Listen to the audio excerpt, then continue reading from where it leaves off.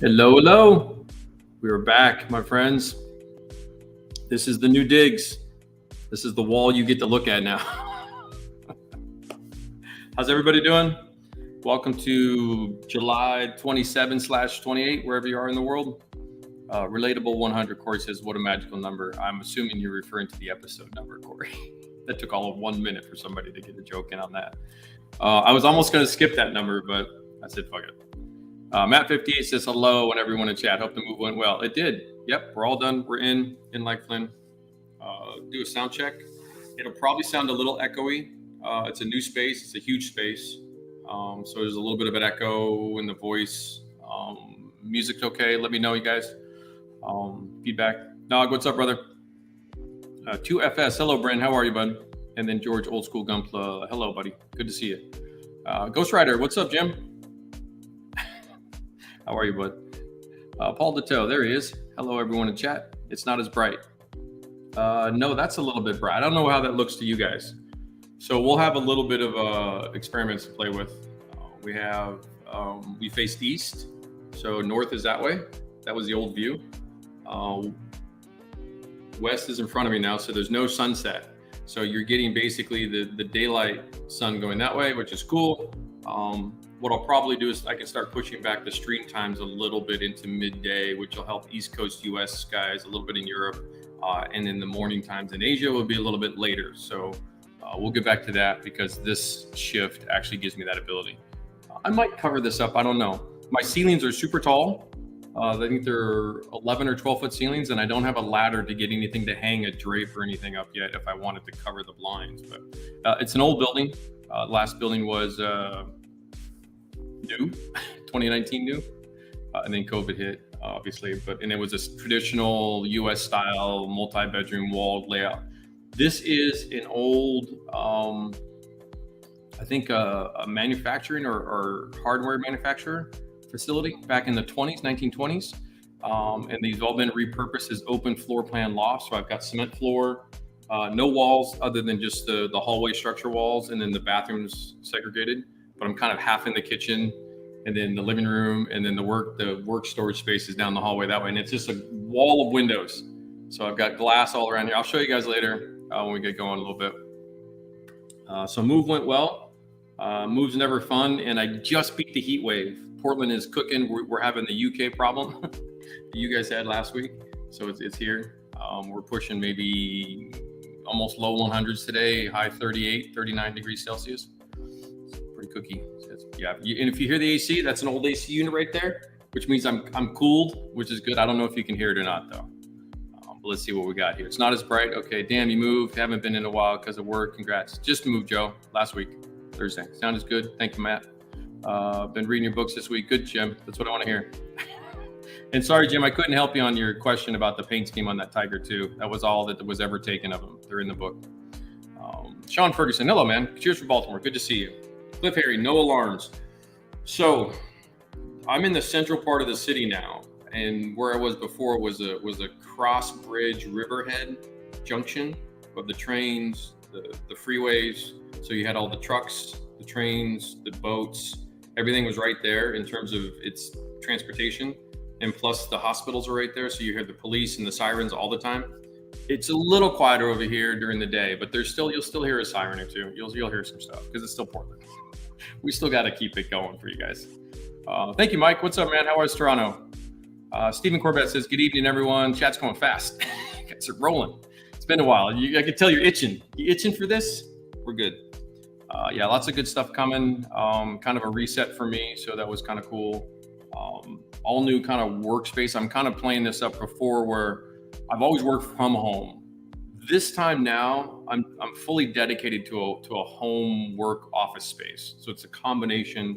I'm in the middle of everything in my live space. So like the bed's right over there, like everything's open, and it's like right here. The fridge is literally right behind me, which is great. The sink's like right there. I love it. So it's a little bit more efficient for me. I've been playing with this for the last couple of days. I've had since like Saturday to work out the bugs. The lights, I'm kind of still playing with a little bit. I'll probably have to redo some stuff, but the camera angles are slightly adjusted. I cleaned the workbench off and started fresh. And I'll give you guys here a quick tour here in a second. of what I've done. It's the same basic setup, but it's refined and tightened up. And that's kind of how I play things. As I learn, this is all new, fresh setup, and we've got a lot of tanks in front of me and stuff like that to play with today. So we'll get to that pretty soon. Yeah, I love these old buildings. Yeah. And Portland doesn't have many. You'd think that we would, because it's an older city in the West Coast, but it doesn't have a lot of industrial spaces repurposed like this. So Steven says, good evening. Yep. Jim says it lived in a place like that. It was an old hosiery mill, brick building with wood floors, high ceiling. And there are some brick units in the building too. There are some original wood floors and then brick units. They're a little bit pricier. They're a little bit harder to get because they're a little bit more coveted. So I've got my foot in the door, and then if I lived in this building for a while, I can relocate. There's some multi-story units here, which are like kind of brownstone, where they go through the middle. They're like 2 or 3 stories, and they have balcony. They're really some really cool units here, so it's pretty nice. Yeah, but it's hot, so I haven't really explored the neighborhood yet. I've been through this neighborhood a bit. It's just been a few years since I've been over here. Yeah, setup sounds sick. I have a loft. Discriminating, loved it. Lady and I priced it out 4 years and still miss it. Yeah. Tommy McDaniel says, hello. Echo isn't too bad. You'll have to let us see the view. I will. The view right now is just brutal sun. There's actually a university right behind me. It's the Pacific Northwest College of Arts. So everyone's like, you should go teach over there. So anyway, right behind, over my shoulder, like the Weatherly building, the last one, there's an older, like Renaissance style university right there, small one, private school, pretty cool. But it's blazing hot out there right now, so we're not going to do it. So I've got old windows, single panes, the heat pulls in. It's all that bullshit. Mike's moving too. Okay, sweet, man. Yeah, I mean, redoing the office was so nice. I spent the whole weekend setting this up, just fine tuning everything. So the new computer, obviously the color's a little different still. I'm still a little yellow. The walls are a little yellow, and the other camera views are a little bit more clear. So the iMac needs a tweak. I don't know how to do that, and they won't let you do that. The Popo evening. Stephen Jones says, good evening. Hello, fellow modelers. And Plastic Model Therapy says, good vibes. Officer Mike, what's up, brother? How is moving all the models? So what I did prepping 2 weeks prior to Mike was I've been saving small shipping boxes, like basically master grade size or tank size boxes, and lots of bubble wrap, and then just really loosely bubble wrap them in a box. And then you just kind of put those all like eggs in a carton in one big box. And that's the box you move. That's what I did. I told the movers, don't touch that one. Like, you just don't touch that one. As soon as the guy grabbed the TV cabinet, it fell apart. Like, dude, don't touch it. They're cool though. They're hard workers. They're good workers though. Yeah, but as always with movers, they always, they go slow. They double the time up. I had to pay double. Right in the butt. No lube. Hope the move was there. I can't be there. Yeah, it's fine. A lot of my Portland friends were busy, quote unquote. They heard a lot of books and they're like, nope. No, but I did a lot of prepping with storage before I left, so I took care of this stuff. The move was pretty straight up. Wine bottle box are the best for that. Books, lots of books can go in it. Yeah, absolutely. So most of my library is in the storage unit right now, which is fine because I need the space kind of open for now before we figure out what to do with the books and all. And we'll get into RSP books here in a sec too. What's up, Greg? How are you? I see you. Did I catch everybody? Tomas says hello again after a long time. Hello, how are you, sir? Tomas, remind me, where you? Germany? Where you? I forget where you're from. Yeah, no, it's been pretty good. We're gonna roll here in a second. I'm gonna do a quick. I'll do a quick pass. Real quick. Let's make sure to say hello to everybody. I think I can do it with this camera. Should we take this bad boy off for a second? Okay. Switch this. Lose connection. Oh wait, what do I do? Oh, hold on. Took it out of the mountain and turn the power back. Okay, so let's do a zoom out the other way. Okay, there's the setup. Hey boys. So I'm in the kitchen almost. It's bigger than it looks. Wait here, hold on. Fucking idiot. I haven't done the stream in a minute. Be nice. So here's kind of the setup. You can see the tall ceilings with the ceiling fan. So everything's kind of open. It's all right here. It's about 800 square feet. It's the same usable square feet as I had before. Just there's no walls, and all the way down that hallway there, that cooks to the right, and it's all storage and stuff down there, and you can see all the wall of windows right there and everything. So this is the setup. I've got all my storage, whatchamacallit, art supplies. That's the word. Use my words. All right here, and it's off the bench this time. Before it used to be on the bench, and now I've got it off the bench, which kind of opens the space up a little bit more. So that's the working facility. Pretty cool. And it's a lot cheaper too, which is nice, which saves money, which is good. I won't argue with that. All I have left to do is really hang up shelving, and I need anchor bolts because these are old plaster walls. And as you hear, it gets quiet when the AC comes off. It's a quiet unit. I mean, it's nowhere near as loud as the other place. The other place, remember, I was on top of a busy street corner. Like I literally was on a corner. So this is a little bit, just off the street a little bit. What's up, Brian? How are you, man? So let me get started here. After the tour, that's the quick tour. You got the nickel tour, boys. That's what you get. So let's see here. We're already over there. Okay, sweet. We look good. Everybody good? Okay, everybody fine. Everybody having a good time. Good to see everybody. It's been a minute. Let's get Mr. Cromwell out of the way. We'll work on the Cromwell mostly today, but we have a bunch of other things to rotate through if we need to. We're going to do today's demos will be to give you a heads up. Will be I'm going to spend time on layers between pigments and oils. So we're going to swap back and forth between OPR and pigments today a little bit to show you guys kind of how to do that. It's kind of an easy demo for me in terms of being low-key chill. But because this was the big foot of the robot. It's all detailed out. I think I've shown videos and photos and stuff. But what I did was I did a cast texture video for Patreon today, technique video today. So that got posted about an hour ago. So if you're on Patreon, you can check that out. If you're in the varsity and above tier. So I showed you guys how to apply a cast texture. So this was the actual application. And then what you do is you do a little bit of sanding over there and you get this really beautiful little result. So I showed that on the video. So that's done. Not much on the Zaku foot regarding all that stuff. What we're going to do today, though, is I've got a bunch of tracks, turrets. I don't know, maybe you guys in chat can, if you have something you want to see between pigments and stuff. I've got the Cromwell, I've got desert stuff, I've got the T34, the T72, I've got my pigments, I've got my oils.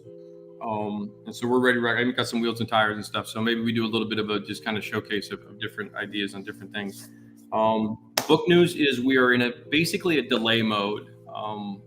I had been made some promises in May that did not come through. They basically didn't do anything. They had an agreement with me and they didn't follow through on their end. So I'm not going to name names because people know who they are if I do, and it's not going to be good for the hobby to do that. So basically I had a global distribution contract in place and they didn't follow through. So it kind of left me a little bit high and dry, but we do have some option B's and C's. We're talking to some people right now. So it has delayed printing a little bit longer, but everything's going to be fine because plan D is there's a pile of cash that I can use, but it's gonna be the end of me if I do it. So I'm not gonna do that yet, but I want to pursue some things with options B and C first, and then that's what we're gonna do regarding printing.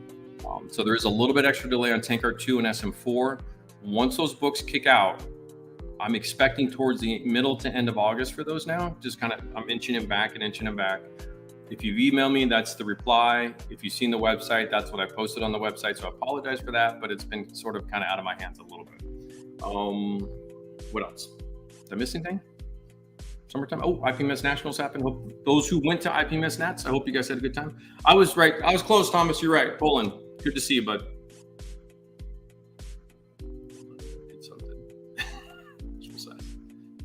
Okay. When ready, Mike, you still add lighter tones to your paints as you had. Yep, absolutely. Now that you have, yep, absolutely. I don't treat color different by brand, Jim. So the same processes of color theory I do regardless of brand. But good to see you, Thomas. Thank you. Looks awesome. But the important question is the bathroom closer. It's right there, Cliff. Actually, the bathroom was closer in the last place because it was the other side of the wall. So technically, the other one was a little bit closer. Good luck with the new career. What's up, Force? How are you, bud? Okay, so I guess I can get rolling. Is there anything else going on? I feel like I'm missing something. I got the move. That's kind of been it for me, unpacking, and so, you know, that's never fun. Okay, this guy, we have a full-blown palette. I made this before I moved, and I never use it. Okay, so let me get the oil set up. I've got everything else ready to go. You guys maybe put something down in the chat, which you maybe want to see in terms of like road wheels or the whole sides, or basically what I want to do is I want to focus today a little bit, tweak the format, give you guys a little bit more of an input with these demos a little bit, especially in some of these projects that are coming to an end, like this Cromwell's kind of on the last bits of stuff. So it's good to use for these things. What did I do? I revised the top of the chromo turret to show adjusting colors. I forget who I did that for. It was for coaching or something. I'll talk about that here in a second. But basically what I really want to focus today on with you guys is that process where some of you are pigment phobic. Is that a word? Like you're just not quite sure. And then with the oils, you're also unsure. And then you throw pigments and it's a double unsure, which is a double negative, which is nobody likes. So we'll work on that. Let's see if we have a little tiger turret here. We have a bunch of stuff. We have a bunch of applicable thingies that we could use. Okay, so where's our little dude cam? Let's see. Set up for a little palette cam.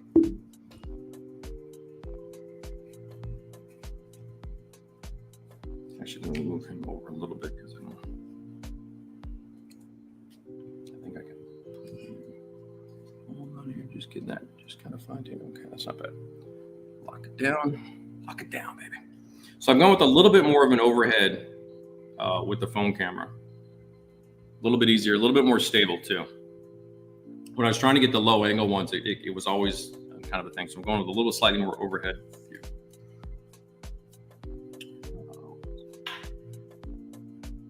Yeah, probably, Matt. It's fall. Fall is going to be the big release schedule for us. If all these other things come through, those books will all go pretty quickly.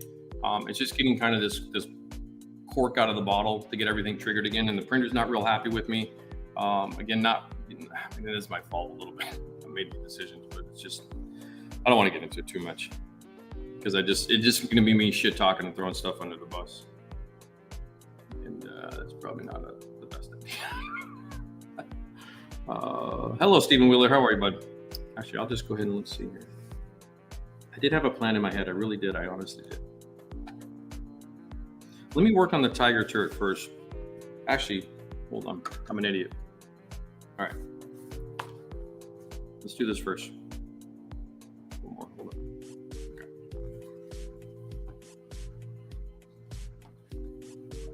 Okay. So let's get a little bit more in the habit of kind of planning stuff out. This is coming up a little bit more than I expected. It's actually not a bad photo to start with.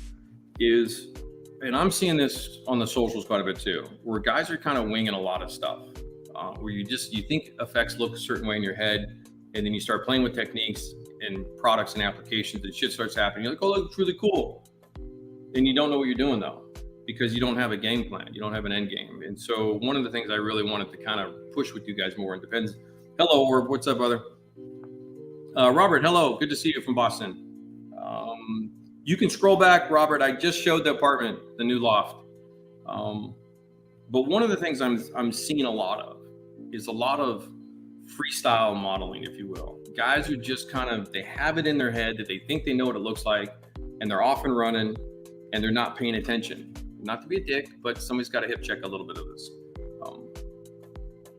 Get that camera out of the way in a second.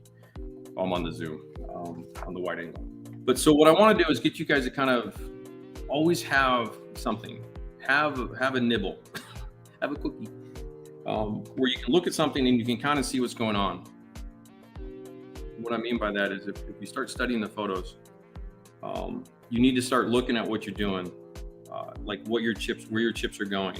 You want to look at where your stains are going. You want to look at, these elements here. All the things that you see in my books, all the things you see in Tankard 1, all through 1, 2, 3, 4, everything like that, it's all pulled from a certain reference photo.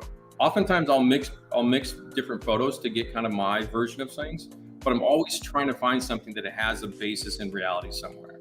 And even if it's Gunpla, Mecha, Fantasy, there's all like the cast texture on the Zaku foot. I studied Russian cast turret armor, and that I talk about in the Patreon video, to discuss that, to connect that dot, that I'm just not slapping a product on a model thinking that's what it looks like because I see other dudes doing it and I'm a dude and I'm going to follow what other dudes do because you're all fucking cheap, and that's all bullshit. You guys have to stop doing that. And that's going to be kind of the thing to push for into the fall, because now that the two main shows are out of the way right now this year, you're all starting fresh again, because with World Model Expo over and IPMS Nationals, US is over, you're coming into the fall show season. So you guys are going to be wrapping up some of your stuff like that. So storytelling, It all starts with the photos, all these kind of things, like your figure poses and stuff like that. Like how he's holding this and everything that's going on, his hands, his mouth expression, the helmet, the numbers on the helmet. All of this is the critical stuff that you guys have to really pull into that.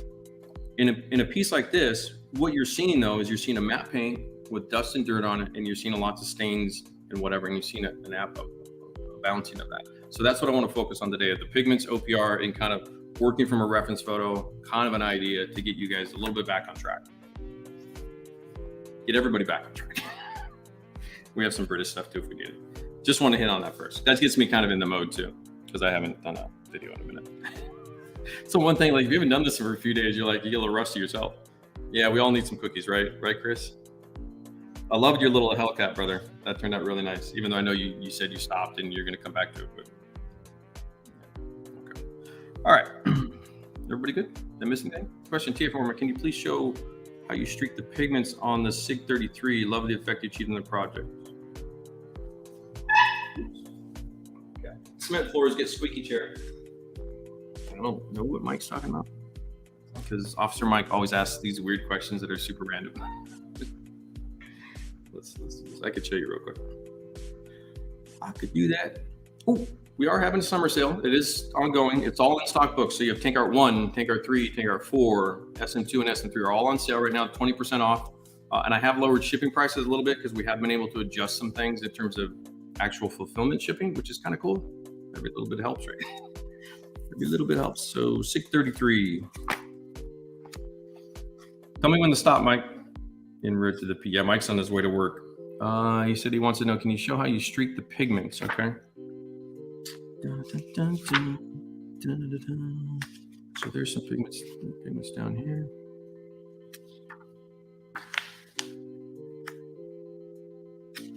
Yeah, okay. So I'm guessing he's probably, knock the camera off. Oh, my little setup went bye-bye. Hold on. Your books and cameras don't mix. I got you. System. You back? Okay, we're back in this.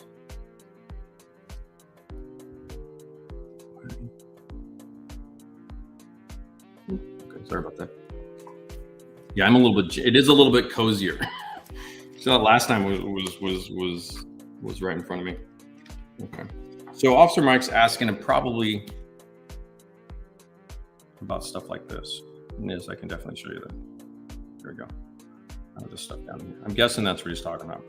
But this is a mix of oils and pigments into, and that's a good reference because that's exactly what I'm talking about. And there's a few photos of this particular Sturm 33 in the field. It's a fairly well photographed one. In fact, that chipping there is actually as close to 1-to-1 as I was able to achieve, and that's what it looked like. I had kind of this horizontal hairspray chipping thing that I did, and then it was kind of a cross hatch, and that's in the actual reference. Again, that goes to everything that you see. There's usually a photo of something somewhere that I've used to kind of combine the two together. But we'll start with the top surface first, and then I could probably use a T34 for the pigments. I think it's nice and sloped. All right, everybody good? Did I miss anything? Getting the grill model today and a national or next week. Okay, another helpful hint is to shift in your progress photos to black and white and compare your reference photos. Help me stay on it. Got to stay on its force. Yeah, it's a good trick. Yeah, black and white are good for contrast and stuff like that too. Okay, we good? I think we're good. All right, let's get going. Okay, that's the pigment one. Okay. The smell. You can smell the Tamiya thinner. I don't need that one. I've got the Mission one too. Yeah. There's somebody yelling out there. It does get quiet though with the AC off. Is it loud when the AC comes on? I can't tell.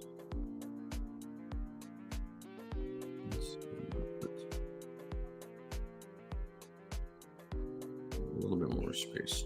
Okay.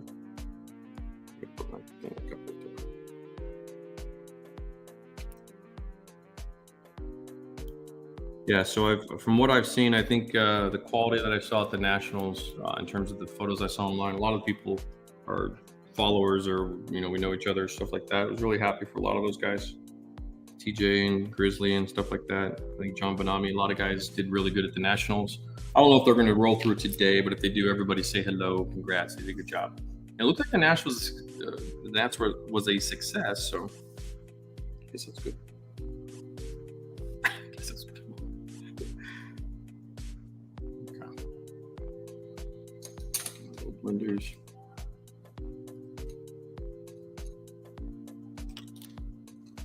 Am I missing anything?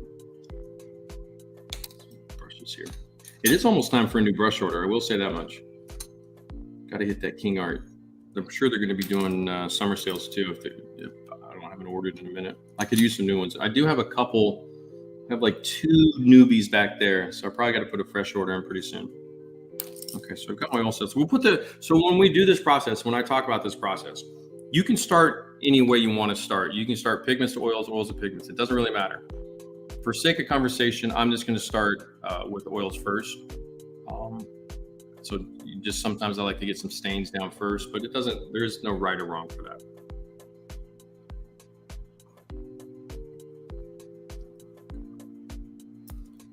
So as usual, get the brushes prepped.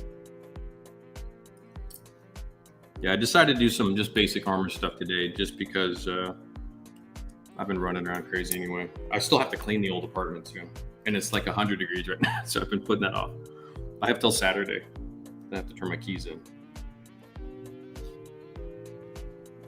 But it's easy. It's just simple. I kind of half cleaned it before I left. All right, everybody good? 2 hands. What's up, brother? Okay.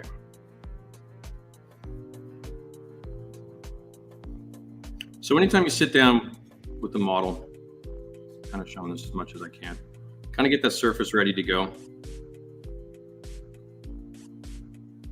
And that's old OPR from a coaching session, so it's all dried and everything on there. This is all dried up on here. This is an old resin Tiger 1 turret from my Tiger 1 project.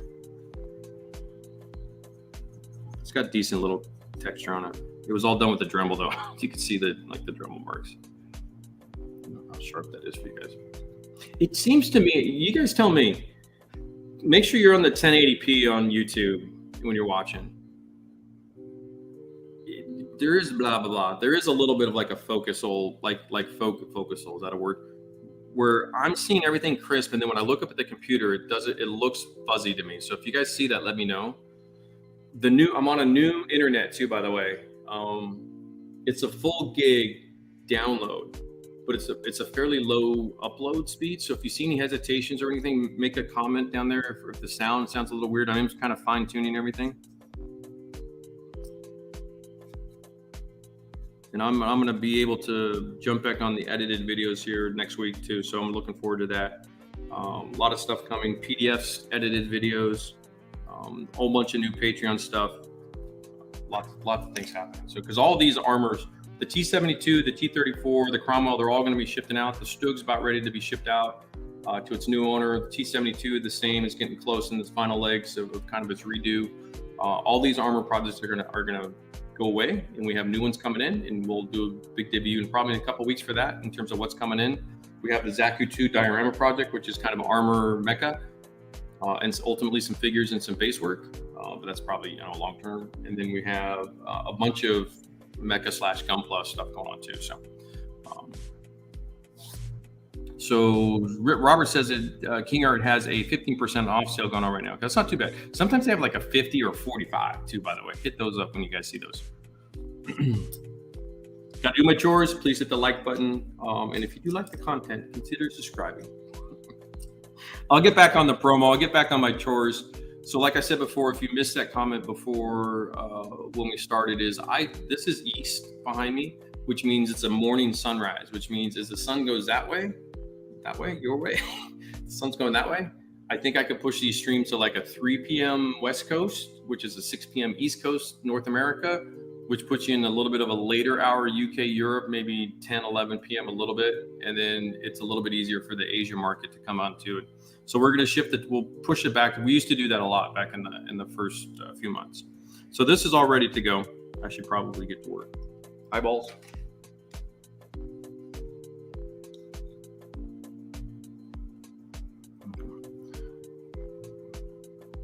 We don't like that brush.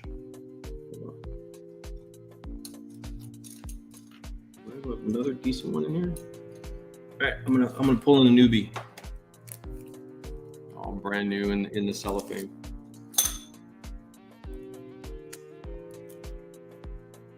Out of there. Yeah, I'll definitely order some brushes next week. Now that I've moved, I could probably get back on some of the ordering stuff. And then what I want to do, because I use these for streaming, take an old pair of nippers.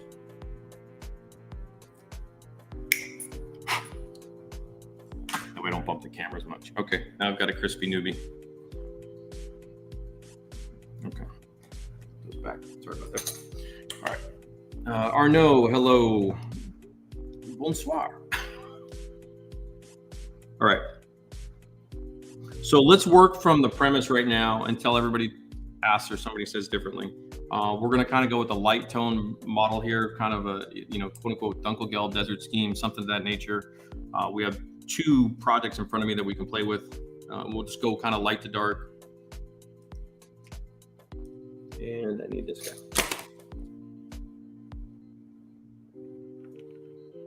Okay, let's get some of these prepped so you guys should be able to see the palette a little bit. There we go. Okay, so I'm in the light buff, in the buff and the light mud. Need to kind of pop these open a little bit. And what I mean by that is this is about a week old. These start to dry up a little bit like cake frosting, so you got to put fresh thinner on that.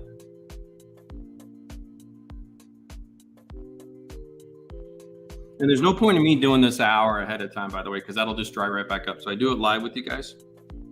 That's another reason, like I'm not doing that to be lazy. It's just, it doesn't do anything if you do it an hour ahead of time and then you start working the palette, it'll dry back up sitting out on the table like this. And then one of my guys on Patreon is really into kind of colors and chromatic variations and stuff like that. I've been posting a little bit of some interesting things on Instagram in terms of stories and sharing and stuff, of a little bit more color work from other people, other genres, if you will. So why don't we play a little bit with color too, in terms of you've got a base singular tone, and then how do you kind of make it sing? So we have a bunch of colors here. So we'll start with a little bit of just kind of a simple dust application. And then we'll add a little bit of stains. We'll do a little bit of pigment work. We'll do a little bit of color work, a little bit more stains, a little bit more pigment work. So I'm going to kind of get a little bit of just kind of a flowy dust wash. It's a little bit wetter than normal. You can see that right there. It's my first time using this setup.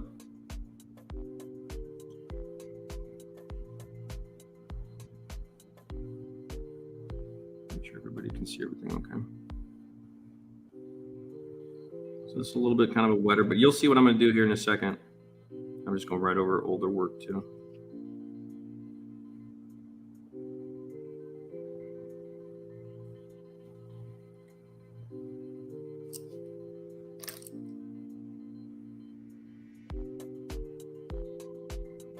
Try to liven this surface up a little bit. So the trick to this, the cornerstone, the foundation. What's the movie? There was a lot. I wasn't gonna do Marriage from Princess Bride, but it's Layers, which is the obvious one, you know. And I don't want to bark at you guys because it's not that this is hard. It's just I think a lot of you guys forget the process, or you're in your head thinking it's something else, and it's not. There's a lot of times where I see a lot of guys will end the task too early. You finish too soon, my friends. So this is kind of a oil dust a little bit, just kind of spreading it around. We're going to stipple this down in a second here.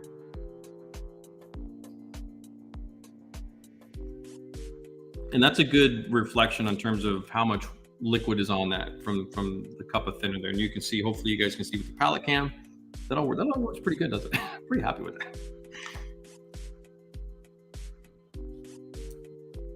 We got to say congratulations to our boys in Denmark, by the way. Yeah, for those of you that are cyclist fans or Tour de France fans, that was a hell of a race. That was one of the better races in many a moon. And Jonas Vingegaard, you know, he did a great job to defeat Tadej.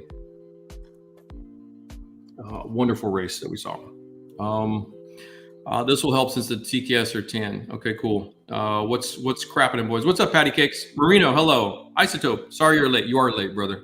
You were 36 minutes late. Okay. I don't care. So I'd already prepped this brush and I wiped it clean. So it has a little bit of thinner on it. There's plenty of thinner on the surface. So when you stipple stuff like this, before it all dries to tide marks, because I'm talking too much, start with stippling the edges here. Make a slight adjustment to camera position. We'll stop shaking in a second. So what you see me do is I stipple around the edges. His head's bouncing up and down. Love it.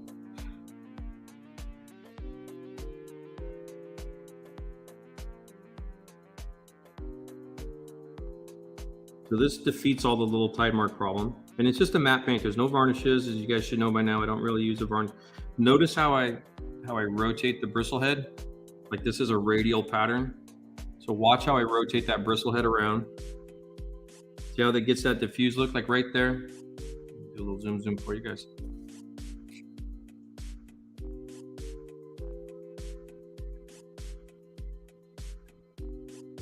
I don't really disturb the paint too much. I'm holding this fairly, it's just resting in my hand almost. I've just got a little bit of control on the brush. And the tap is it's just a love tap. It's just a little tickle. You don't need much more than that. Like I'm not jamming that. Like if you see the bristle, like I'm not, that's all that is. We'll do some streaks here and some other stuff in a second. So this starts to cook off. This is starting to dry now, especially with the heat of the day.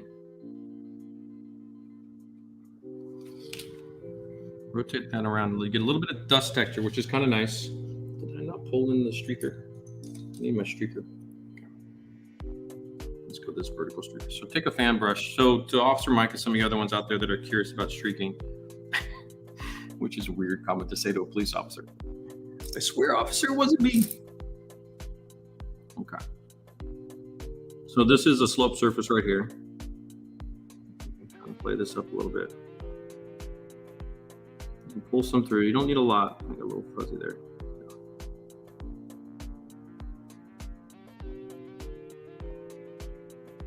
And since this is dust, this is kind of a little bit of an underlay.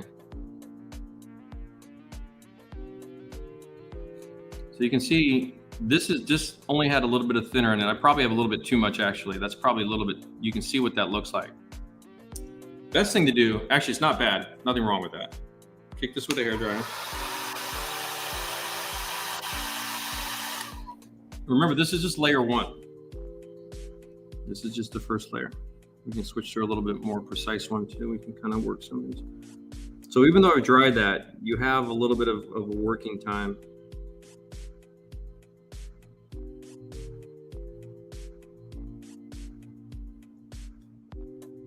So I work with all my blenders, which I want kind of streaked and diffused, if you will.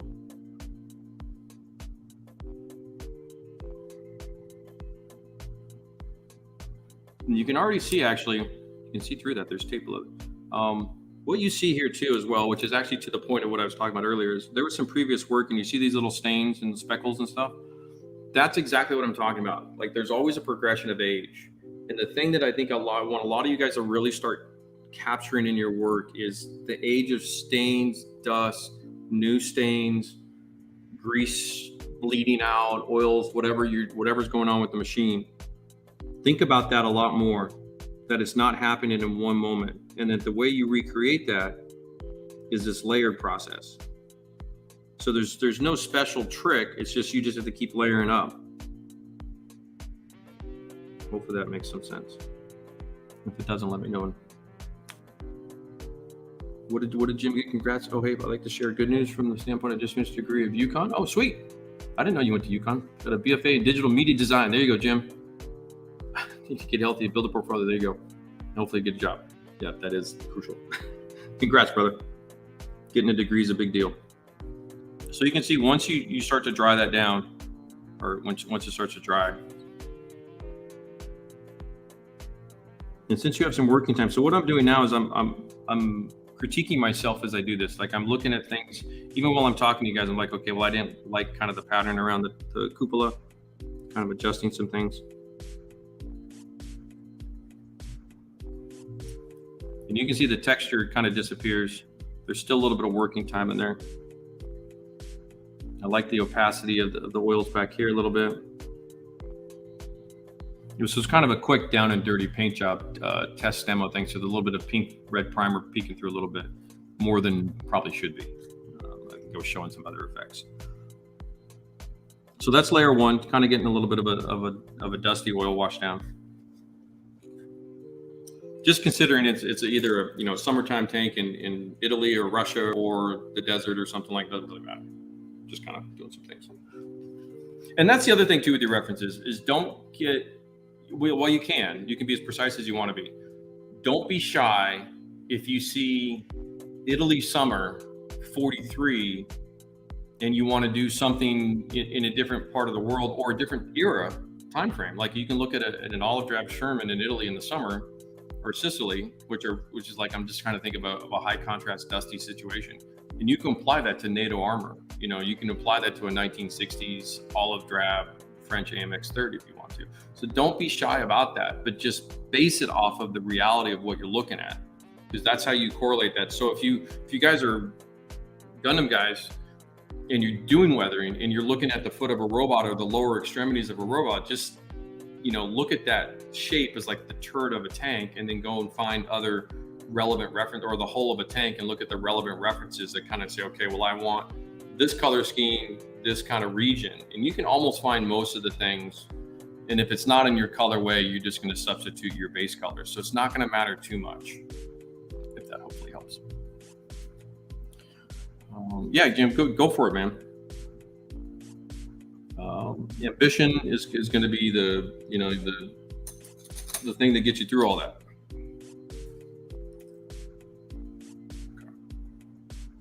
So let's throw down. Let's just go outside and throw down. I've had enough of you boys. Actually, I could now use my little shitty brush for my older one. So when we talk about brushes that rotate through, when they start to do this a little bit, where they're just not, I mean, you can use the brush thingies if you want to. I don't, $4 a brush, I don't really give a shit. This gave me a good 6 to 8 months worth of use, so I think I'm super happy with that. But it's good for the speckling kind of conversation. So going in here, this is the raw umber. Pop that open a little bit. Yeah, these are the Windsor. My older Windsor Newtons tend to dry the fastest or the most. Just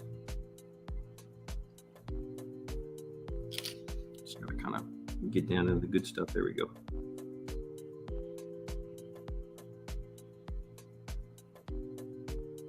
I'll put a little dust in that just to lighten it up.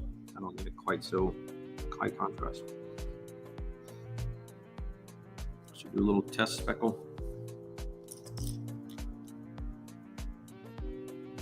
I get pretty close. I get down and dirty. So it's pretty good right out of the gate. So these speckles are just kind of intended to, it was a little bit dark, but it's okay. I'll knock them down here in a minute. Crew weathering, coffee stains, boots, they're carrying stuff around, kind of general stainage.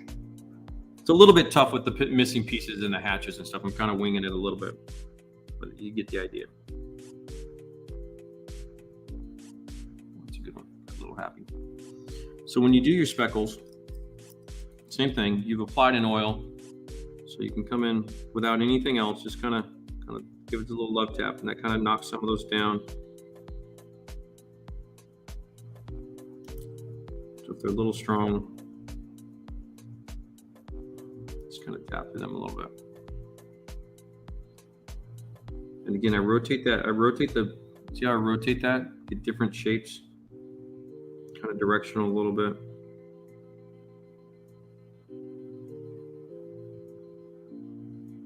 Kind of pull some of that darker color through that dust. So that's kind of a layer 2. And the speckling kind of cheats that for you, which is in a good way. That's a legalized cheating process. So that's kind of getting that layer down. We'll get to pigments here in a little bit too. I haven't forgotten, nothing like that. We're kind of working slowly in this build up. As I also kind of myself get warmed up too. It's been a minute since I've done it. Even though it's funny because even though when you're proficient, this is, I can't emphasize it enough. It's such, the relevance to sports is so, I think, true. Golf in particular. For how many brushes, for the brushes, how many each do you need, Mike? 5 or 6 are fine. 3 or 4 per session. You know, you have a dust color, you have a grease color, you have your main paint color, and we'll put some color into this in a minute too. I could flip the screen for you, Patsy. I could flip it all around. If you do a live scrub, Chris, you can see I did a 360 on the new loft space. I'm pretty happy with it. Neil says good morning from New Zealand. How are you, brother? Probably just, what's it like? I'm gonna shoot 9 a.m. Nog. Neil, what time is it there? 9, 10 a.m. Question: brushes, how many each? I got that. Since you're into the new place, Mike, this would be the perfect time to get rid of all your furniture and go with levels. Yeah, we're working on the levels. I debated getting rid of furniture, Jeff, but I needed a couch and a bed, so I kept it. And then I have my work. So 7:45. Okay, so it's a little before 8 a.m. Okay. So I'm gonna bump the opacity of some of the dust. I need something. Hold on one second. I need another paper towel. These guys are rolling around in the wrong spot. Keep moving. So what you're seeing is there's a slight slope to the floor. Everything's rolling off my desk. I've been fighting that for a couple of days, so I'll have to figure that one out. Old buildings, not everything's perfectly level. Speaking of levels, okay, so let's go a little bit more opaque. I'm gonna pull in a little bit more dust, just pure buff.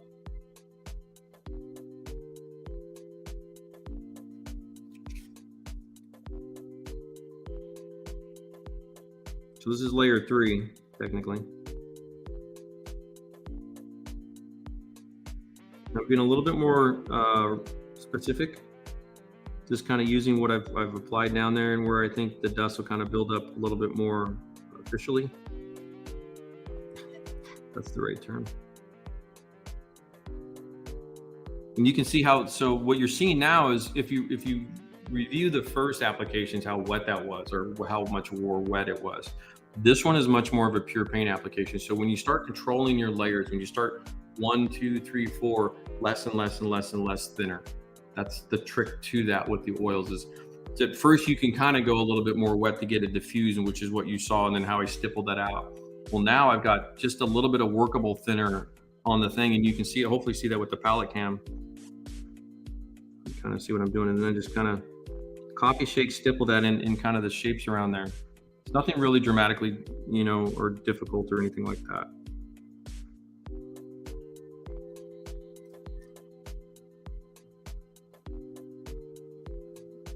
And just building this up where it's going to catch down here. We'll kind of connect the dots in a second. So there's enough thinner on that palette there to kind of make a workable wet paint.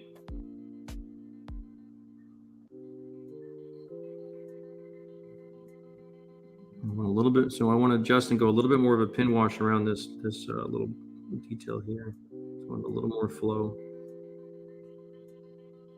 Just a smidge more in some of these here. Even though I'm missing kind of the grenade launcher thing. I think that's a smoke grenade launcher or a grenade thrower, I think. That's what that is. Because the smoke dispensers will be in the front. So you can see how I can control the opacity with the thinner. It always goes back to that comment I make about the thinner's the volume. See how opaque I can just, it's almost pure paint. And I'm just working in simple colorway of a dust on a light color model. And you can see how you build up the contrast by you choosing colors that are distinctly different than the base colors, even though it's a tan, beige, dunkelgelb, sand, whatever color this is you want to call that. I put enough contrast in my dust color, which is or the dirt color, so that you can see it. I tend to recommend you go lighter.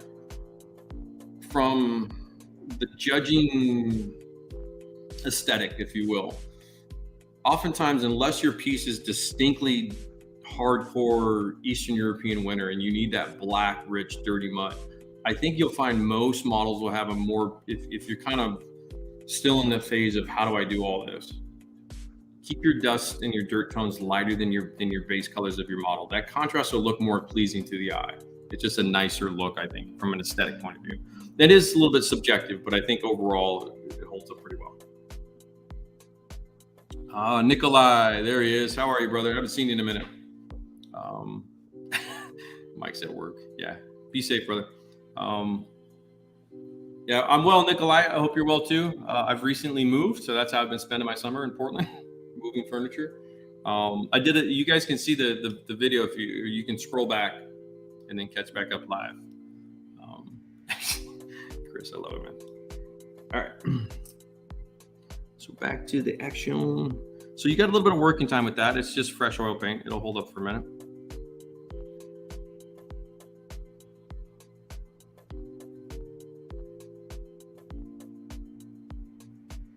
So I'm a little bit less clumsy with the setup, which I like,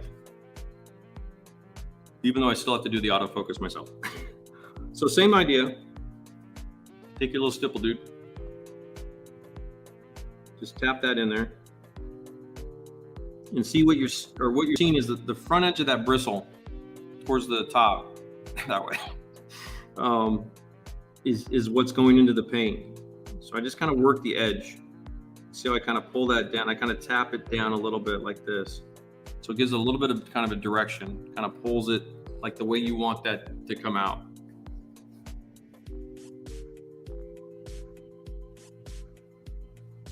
So it's almost a dry brush stipple, because you don't want to lose that opacity. The minute you start adding a lot of thinner, it'll wash it all away. Just wash all your paint away.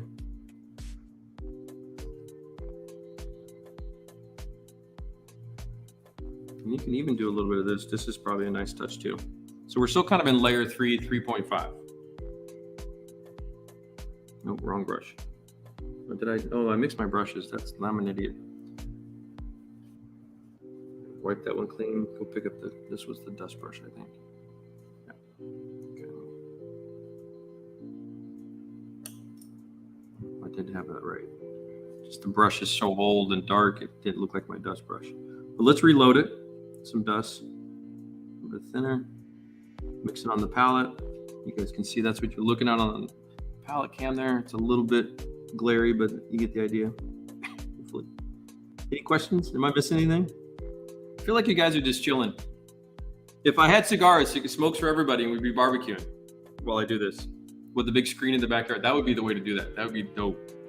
That would be the way to go. Okay, so let's do some dust speckles. This kind of adds just a little bit of gritty texture into the dust as well. These are really faint and light. You won't see them initially, but it starts to build up that depth of layers to certain things.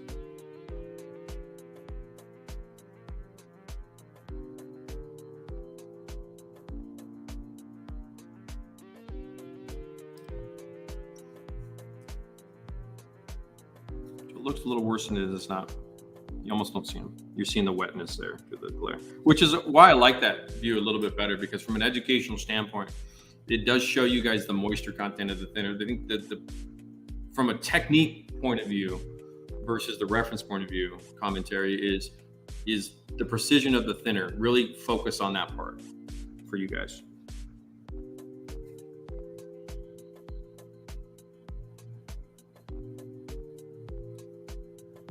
So now you can pull some of them down in streaks.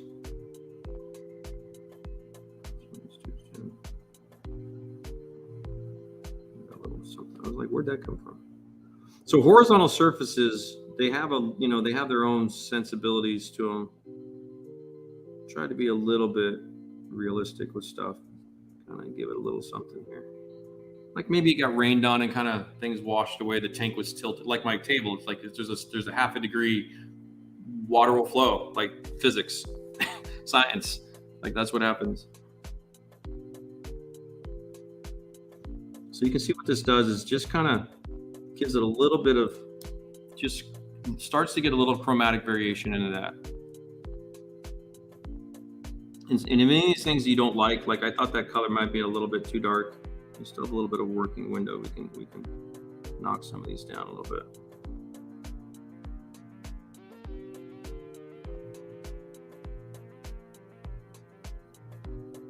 This is why I like the oil paints in particular, because if this was acrylic and some other stuff, you know, your working window, even enamels, your working window is that the paint starts to cure is a lot different. So I just kind of knocked that stain down to kind of pull that back down a little bit. It was a little bit annoying when I saw it.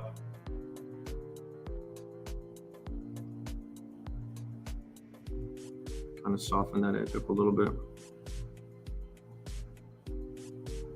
But what you see now, so when I started this, there was some earlier original work. It's hiding down in there, but you see it. You see the little discoloration through here and some of the chipping and stuff through here. And you see the next layer of dust, and then you see some speckle stains, and then you see a little bit more opaque dust, and then a little bit of dust speckling. So we're layered 3.5 into 4 almost. So that's what I'm talking about. Build this up, build this up, build this up. This is how you achieve the look.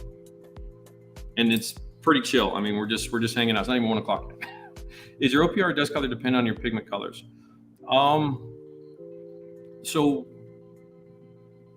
to answer that a little bit, Brian, is remember pigments and oils in particular, not paint. You're limited anyway. There's only a handful of colors to deal with. Like when you go and buy pigments, there's only in the dust conversation, maybe 6 to 8 actual colors, maybe 10 kind of a thing. So it's like, I understand your question, but also understand there's only a couple to pick from. Like there's buff, there's light mud. I've got my mixture of pigments over here, which is I'm trying to think off the names off the top of my head. Beach sand, light European dust. Like there's only a handful to choose from. So yes, you coordinate them, but remember you're not pulling from 200. You're only pulling from like 5 to 6 or 7. So it's not hard. It's not a difficult task. If you need a redder or warmer dust, you just pull in kind of an oranger color into that or redder color into that, vice versa. Or if you need cooler, you go more, I think it's mostly grays. You'll see a lot of industrial earth names, industrial dust. That's kind of a grayer dirt tone. That's how you cool your stuff down. So it's not super challenging in terms of that, but yes, but also it's pretty self-contained. Once you have it all set up, it's set up. I use the same basic palette for everything. I do want to see if I can get more. Hold on. Is it the right way? Come on, camera. Get more of the palette in. There we go. Get some T34 tracks hanging out for you. Does that make sense though? The answer is yes, you do coordinate, but it's not from a big deal standpoint. Once you have your basic core colors, you're fine. TJ, what's up, brother? I was hoping you guys would roll through. Gunplum, you in the house. What's up? How are you, Trev? What did I miss? Any other questions? Yep, nope, we're good. Take the paint, leave the cigar. Can't have cigars without some Patron to sip on. What's a Patron? That reads the same word as Patron. That's so funny. Yeah, do a little sip and tequila. New from AK Precision Thinner. Is that a joke, Jeff, or is that a real thing? I don't know when Jeff's being serious sometimes. So I gotta ask to make sure. How was the show, TJ? From whatever, I mean, I think everybody had an awesome time. But if you weren't coaching us, how long would it take to OPR the whole turret roof? And would you do it all in one go, please, Steve? Good question there. If I wasn't coaching you and talking in between, what you see in that section there, how long was that? 20, 30, we'll call it 30 minutes. I started about 12:30ish, right? A half hour for that. I could probably do the whole top of the turret, 2 more layers in that same time frame. And then the whole turret itself, probably 1 evening session if I pushed. Usually what happens for me is, and probably an age related thing, is an hour or 2 hunched over like that is good. And I could do the whole, upper section here. And what I tend to do, and what you're seeing me do is I focus on, again, the section by section. But what I've done is I've focused on these two crew hatch areas in particular first, and that builds up what I need to do. And then to do the rest of this becomes a lot easier because I have a reference point now of what I wanted to do, combining with kind of photos and where I wanted to go with this and how I want to achieve that. So this probably would take, maybe an hour realistically. If I was pushing hard, if I had to, if I'm taking my time and, stopping to get a drink or, whatever, it's no big deal. But yeah, you're not looking at a huge increase in speed because what I'm going to do is I'll probably go to layer 10, in certain spots. So you're seeing 4 to 5 layers through the first half hour. And then if I was just focused without talking to you guys, which I can't remember last time, I have to film everything, man. It's brutal. Yeah, so if you don't have a dedicated dust color, Brian, then I'd say in layman's terms, the quick terms is go buy a titanium white. Is usually an off color. It's like an eggshell white. It's an off tone. It's not a pure white usually. If you had to buy from an art store, what you'll see is they'll probably call it beige, or you'll see a numbered system like a light sand 1 and a light sand 2 in some paint companies. If you're buying the hobby companies, just get a buff, or light mud is 502's range. There's other brands that have other colors too, but something like that. Just get a couple. And once you have a couple of those, and then like your darker tones, it becomes a whole lot easier. Because I think I know what you mean there. You have to kind of keep blending stuff up. You can kind of pre-blend a mix and keep it for a week or two. If you just did pure paint, just smidge of thinner in the kind of a plastic seal thing, maybe a small one. Maybe something, you could probably pre-mix some in the film containers if you needed to use what you had. Totally cool. Like, don't be afraid to pre-mix. You can pre-game your oils. Just got home from work, just chilling, drinking coffee. Sweet. Got to buy that 502 dust color. Yeah. So again, on the palette, the low one here, or this one here, this is buff. This is UN faded white. Oh, schnizzle pie. I didn't put any pure white. Okay, I just realized that.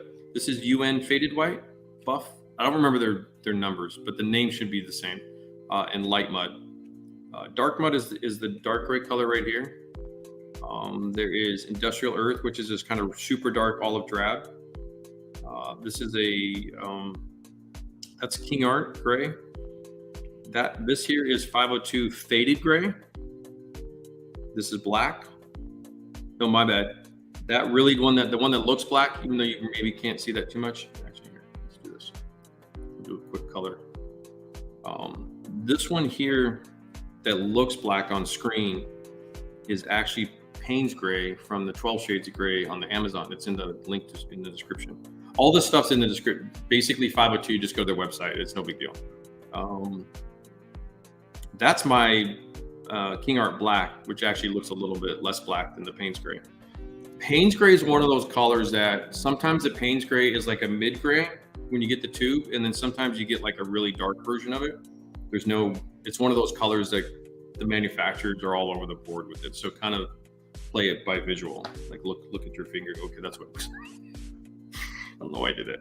And then I have my raw umber, burnt sienna, and then orange, ochre, yellow, Luftwaffe yellow, and then faded 3-tone yellow, some weird color. And then that's your faded German gray. It's a really pale light blue from 502. This is blue gray from 12 Shades of Gray. This is faded, quote unquote, faded navy blue, my bad, from 502. This is that copper patina color that 502. It's a beautiful color. If you need a light turquoise or anything like that, it's a beautiful color to get. This is your faded green. This is my full palette. This would be like, and I'll use this hopefully for the next couple of weeks. A lot of stuff to do. We'll get back to the work here in a sec. And that's fine, because this is all kicking in a little bit. It's all kind of simmering in the pan, if you know what I mean. So it'll take a second to answer questions, and then whatever. Olive green, that's a green gray from the 12 Shades of Gray. So it's a $15 tube of oil paints. I've talked about them before on Amazon. You just search 12 Shades of Gray. That's all they make. That's their green gray, purple gray, and then this is faded maroon from 502. That's your red primer 502. This is 12 shades of gray, the brown gray, and then like a warm gray, brown gray, something like that. And then this is your yellow gray. These three are all 12 shades of gray. I'm putting all these on here for other various projects. This is KINGART, not Flesh. Maybe it is. It's a KINGART color. It's in the KINGART set. It's the only one that looks like that. That's all I got for you. For what it's called. Yeah, sorry for the little bit of a light color on it, but that's what the paint colors are. In case you guys want to know, you can just pause that and go back. I can probably put text up eventually. Eventually, when I edit all that stuff down, I'll get to that.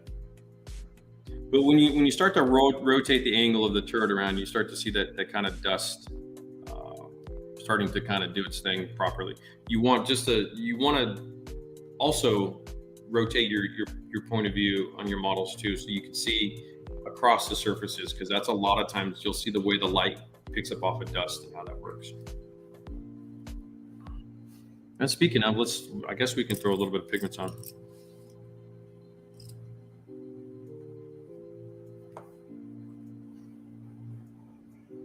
A light color. Just put a little bit, just got a little brush here. Let me.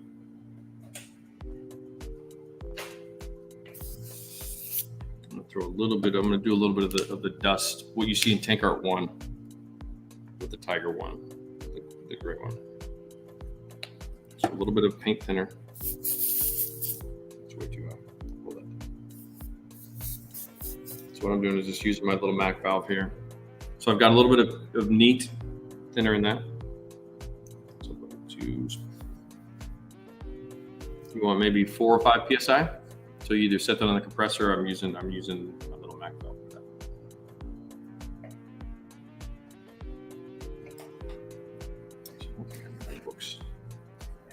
So the airbrushes are a little bit further away, so I'm gonna have to kind of get used to that location. But it's out of the way of the camera, which is what the arm had to go around the airbrushes before in the old setups. That was one of the things I tweaked. Okay. All right. So let's put a little more pigment dust down. Get a little bit on the nubby here. Just a flat old brush, nothing special. Kind of smaller one. Tap a lot of that out.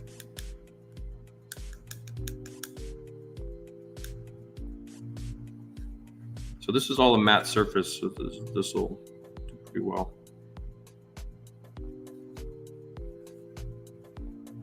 This is putting the pigment right over the oils. Kind of tapping it down because I want kind of a dusty surface. I like the fact that it's a slightly different color too, a little bit more yellowy tone. Kind of pops on the turret top as well. And we'll do some, I promise, some color chromatic stuff here in a minute too. I like the fact that I got some white speckles of dust in there too.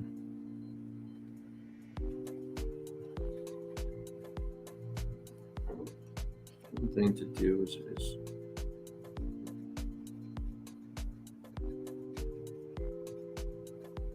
sometimes the negative of a small brush is it gives you that little kind of, sometimes you want a little bit more, but see how the colors for Brian and you guys out there, you can kind of see how they do relate fairly well.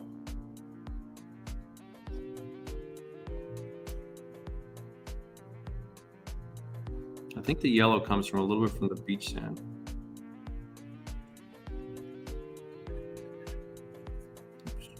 Put my tape on that.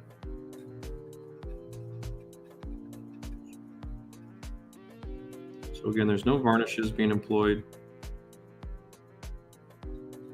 I'll show you two. I'm sorry for bumping. Didn't mean to bump, Mr. Camera. Pigment brush is pretty big. So it's got a big hand. Ooh, that's a lot. Let me tap that out. All right, we're gonna have to play with that. It's way too much.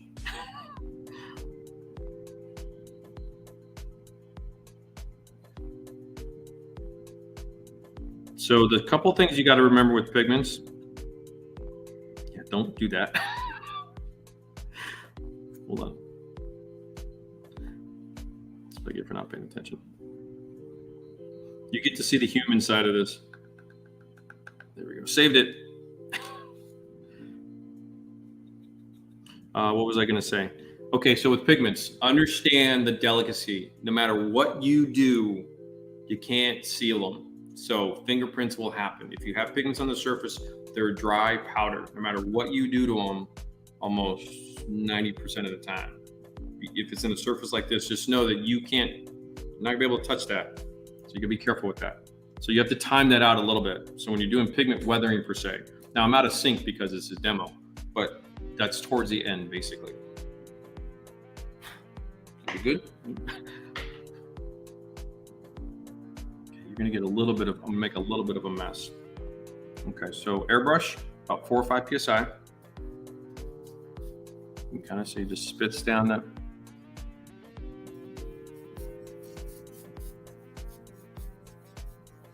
See how it speckles right into that? You're probably getting a little bit of a glare from those little spots because it's like rain. That's what gives you that gritty texture that you saw on the Tiger one and Tanker one. This is a little bit more low contrast. Probably gonna put a little bit of kind of some interesting little. I don't know if it'll do anything.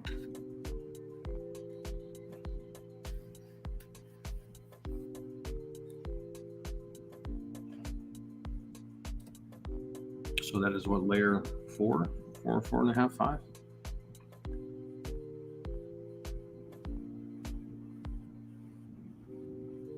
I think that yellow came, there was some beach sand in there. So I know beach sand 502 or the original was kind of a yellowy color. But let's build up some opacity because now you need contrast. So this is the secondary. It's what you saw with the oils where you put a layer down but you need to get that opacity to pop through on certain.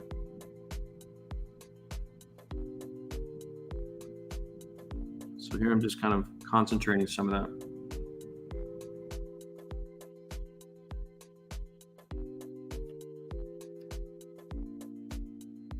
And I'll do what Officer Mike requested here in a second too. Kind of find the hole in the cameras to do this. So I'm holding maybe, from the surface. I don't know what that was over here. I got a thing. 10 to 8, about 8 to 10 inches away, almost a foot away. Just kind of spit it down. Just kind of.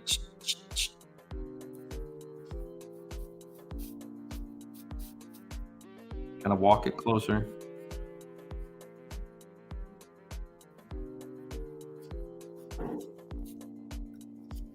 That's the elevator. The elevator's in some hole. You start to build up, see how it's slowly building up no pass. So when you see this in the books, when you see this process, and I'll get to you guys here in 2 seconds. When you see this process in the books, which is why these videos are when I'm doing this, so you can kind of get a combination of the two.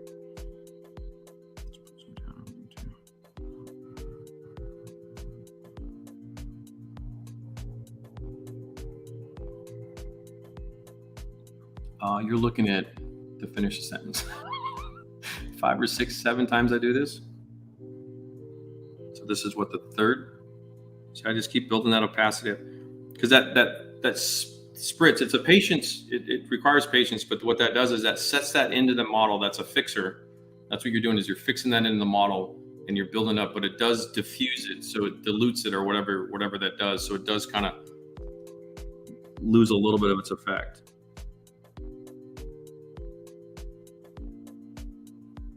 And you'll find that because this is a true matte surface, that's what you want. You want that surface tooth to. You can see how matte it is. That's the beauty of all this. What happens here, because you can come back and burnish and get your high spots later. Doug's Bass Plays says he's on vacation, so I'm finally able to catch your live stream. Oh, sweet, welcome, good to see you again. It's been a minute. It's been a few months. I've been pre-mixing and putting them in a palette for use a bit. Okay, sweet. Mixing titanium white, yellow ochre, raw umber. Okay, sweet. Yeah, you've got that down, so you're good. Doing the same with the grays. Okay, sweet. Yeah, you're fine, Brian. Honestly, as you build it up slowly, there's no rush for this. And I think the work you're doing is really, really good too. Red Beach is Roberts is stocked up on his 502s. Jim Altergott, hello from a warm and very humid Chicago, and hello from a very warm and sort of humid Portland. Yeah, Midwest humidity probably is brutal. Keith Short says hello. How are you, brother?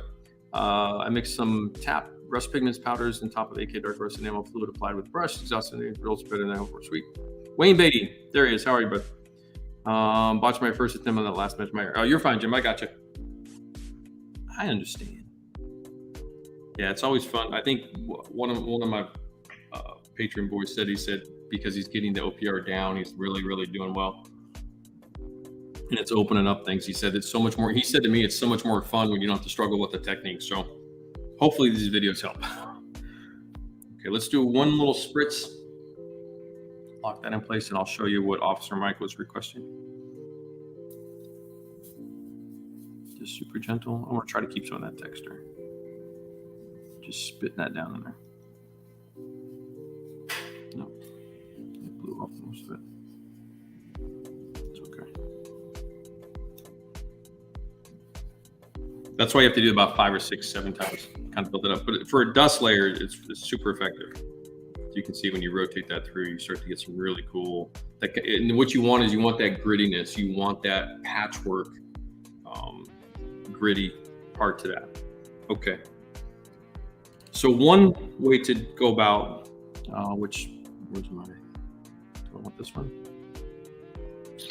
Actually, I'm just gonna pull right out of the airbrush because it's got the thinner in it. So I've got a flat brush with a little, same thinner that it's the Mission thinner I'm using because it's a Mission Models paint. Good job.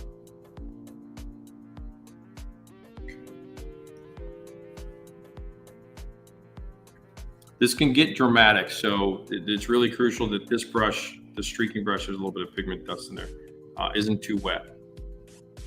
And you want to be kind of one and done with this a little bit.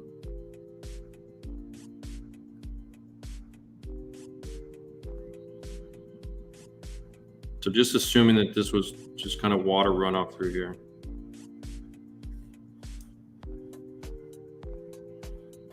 So I've got a little bit more thinner.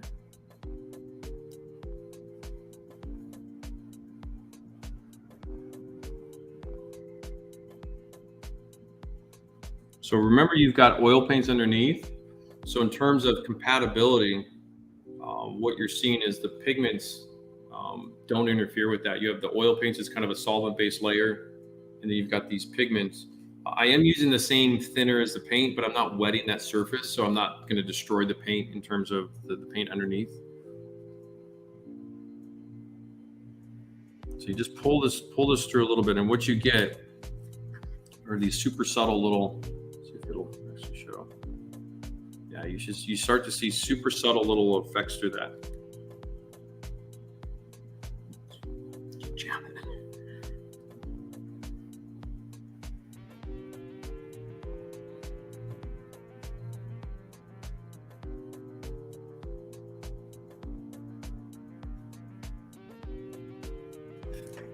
If you lose anything, if you've gone too much, remember I haven't put very many layers down.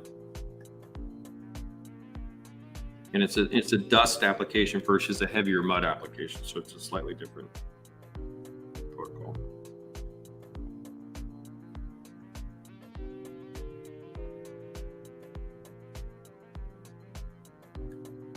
So when I'm using these kind of oversized weld beads, yeah, this turret probably looked really nice in 2003. But when you see the modern injected plastic turrets, they're so much nicer. So I'm gonna kind of overdo it a little bit, just so you can get a little bit more drama. I'm gonna be a little dramatic. I always like a little drama. Miss any questions? I've been pre-mixing. Okay, did I see that? I said hello to Keith and Dwayne. Bears training camp. Oh yeah, football. See if Justin Fields can do his thing this year. Yeah. Was he 3rd year now? The Steelers picked up your Mitch Trubisky. So I've kind of gone the other way. That streak's gone the wrong way, but it's all good. So this is just kind of I'm pushing the limits of reality and my own sensibilities.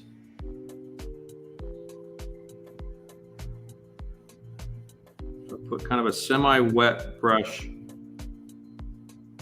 see it's got a little bit in there. You got to be kind of careful with that because you can get that everywhere. So I kind of clean the brush back up, reset that.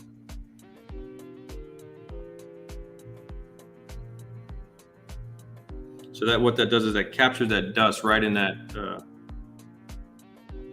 that weld crack, that crack of that weld there. I'll take care of these white dust speckles here in a second. It's probably a little much, but that's okay. I'm trying to just show you guys. But we'll come back. It's all planned out. We'll come back with the oils here in a second.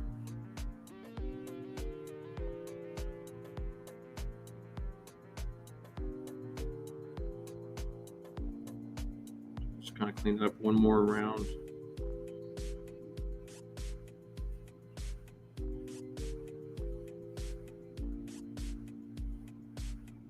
Do some off. Not everything is the same, something like.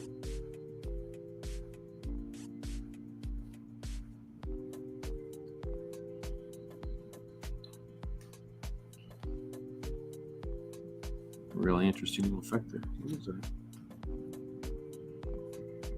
Oh, is that where that's where I started the interesting? Okay. Oh, there you go. Okay. Look at that, schnizzle pads.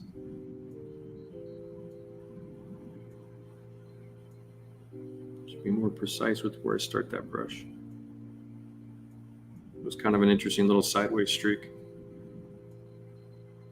So again, this is just pure Mission Models thinner in terms of my base coat's Mission, so that's I'm using the same acrylic thinner. Typically we use a Tamiya X20A. You can be careful doing this with the pigment fixer, the actual pigment fixer, because there's a lot of varnish in that. It's really hard to control, and you're not going to get this subtle effect. This is a subtle dust effect, which is what I'm trying to recreate here. What I want to do though is I want to shake that. Okay. Little dust particles get everywhere. Okay, so we've got a pretty decent layer 4 or 5 where we're at now, kind of in between a 5 and a 6. We'll call the pigments like one pigment layer, but that's kind of giving you like a dusty top. And you can see the oil dust back here. Put the cap back on Mr. Pigment. Put it back over here. Okay, let's pull back to get that brush out of the way. Okay, we've got our OPR brushes back. Okay, let's get back to work. That's actually pretty fun, pretty easy, but and you can kind of do this too. You can come in here, you can take your airbrush with that. There's still some in there. Come from a pretty high distance and kind of just drop that. Let's get some fatties. There we go. Oops, you guys don't see what I'm doing. I'm trying to get some. So I'm spitting like droplets now. And these will leave little moisture stains. See how fat those drops are? Like it's not a fine mist. And that's the fixer again. And that'll add kind of that. Yeah.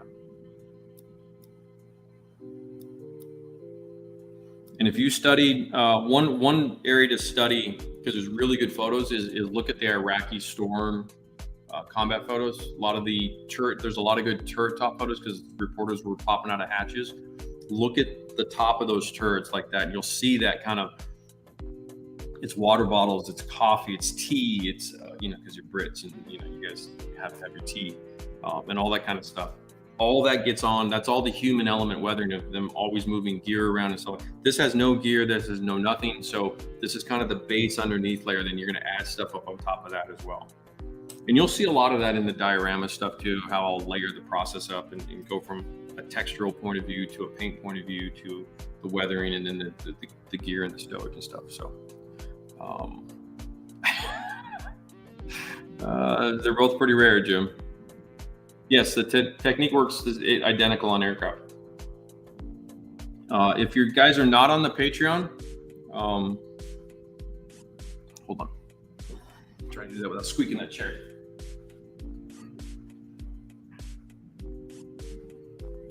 I've got it hidden away in a secret cabinet so it doesn't get damaged. Okay, so, because that's a good question, Jim, because I do rotate between facilities. Zoom back out a little bit. Okay. So outside of the fact that there's no pigments on the aircraft, all the work in terms of the techniques and stuff are the same. And then all I've done with that's different is the fact that the core structure of the machine is different. So this one has big flat plates, and its panel lines, for lack of a better word, are kind of at different locations. Then it's got big openings and stuff. So these would be kind of the little hatches you see on here are kind of in large version. Now they're different scales, twice the size. So that hatch would be, you know, this is 72nd. So, but you're looking at kind of the similar idea. The thing with aircraft is you have a lot of them versus just a couple on armor per se, or mecha or whatever it is too. So it's all the same process. And the videos for all this too, by the way, to sell you guys a little bit, it's all on Patreon. It's an all-tier reward, so it's $5 a month. You get all the videos on this. There's already 4 up there. It shows you how I started the paint job, excuse me, and then how I weathered from the wingtip over to the center, then through the exhaust, into the different colors of the olive drop. Yeah, so the techniques are basically the same. In fact, it's the same palette, same brushes. I don't really do much different other than I pull in P61 reference photos. I look at the surfaces that I'm going to be weathering, and then I translate as close as I can with the brushes. So back to this guy. Good question though. Yes is the answer. 1-to-1. Okay, what was I doing?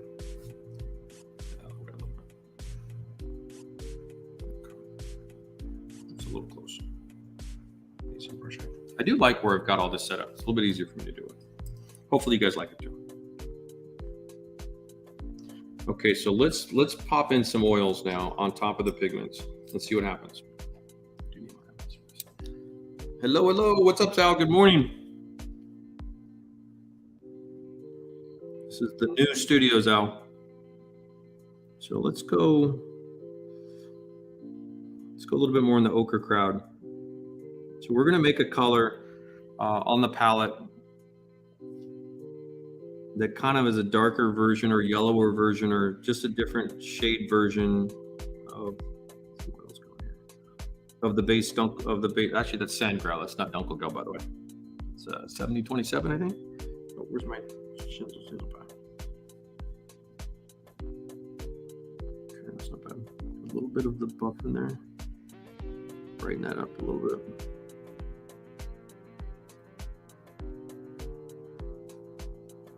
A little bit braver with some actual yellow. So you can see on the palette there, mixing all these colors up. I'll have to figure out the lighting of that a little bit.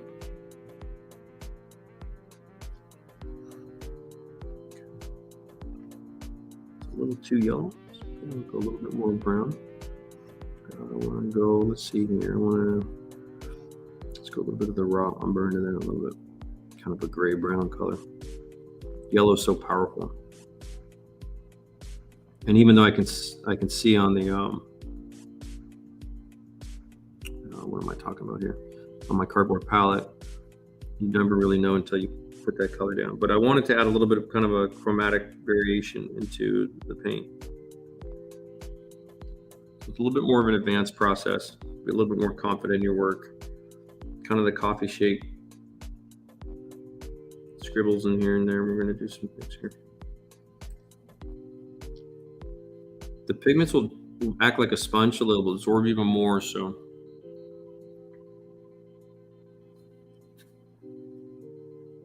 I'm going to go ahead and stipple right away.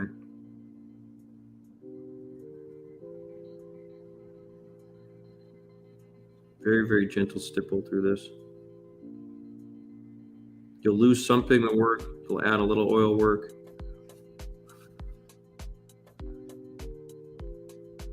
So what I'm really trying to get to now is kind of more of that grittiness that you see on the top. You know, you get this basic premise of the layering deal, but you've also got the human interaction. The gear starts to scuff and scratch and cut through all that. And you're trying to capture that look a little bit. So the trick to this, again, like a lot of this application stuff, is to really be conservative on the thinner.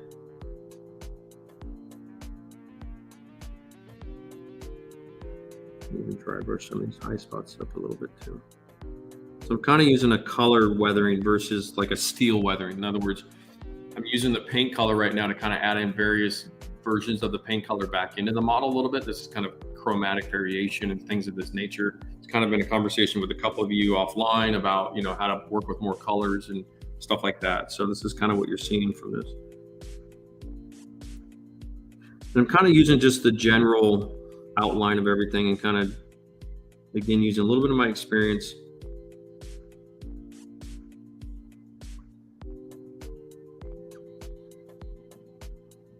Doesn't take much.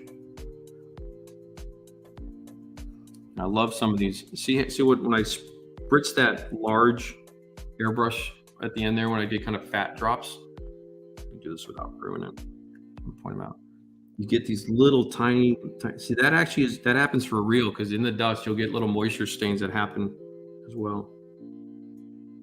So let's stipple some of this back a little bit here. And I'm letting this, the stipple brush almost bone dry.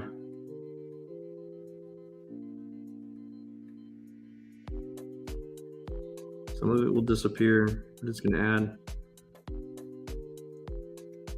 a lot of depth to this.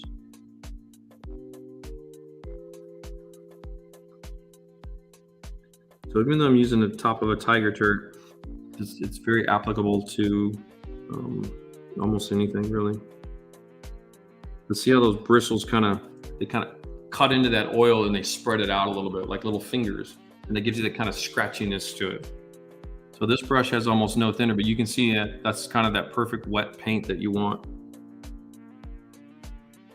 I just keep building it up. I just kind of trying to focus on the high spots a little bit. You know, that see how I've kind of, see how I was able to build up that peak, and then these top of these welds too. And then I can always, and remember, same with color too, start light to dark, work your way through what this is, that chromatic variation stuff. But then you can add in if you've got some chipping down, and that's why I say you always do the chipping early, weather the chipping too, and then you can come back in with some new chips so that you've got aged chips. The other big problem most of you guys don't pay attention to is you chip the whole thing at one time, like it went through a hail brush, like the whole thing chipped in 1 minute. That's not how things happen. So you've got the chips around the hatch build up, you know, over time faster. Chips in other areas are super random. 2 months later, 2 years later, that kind of stuff. You know what I mean? I'll keep reinforcing it for you guys. See how the bristles just picking up that weld though? And it just adds that, and it pushes that dust down.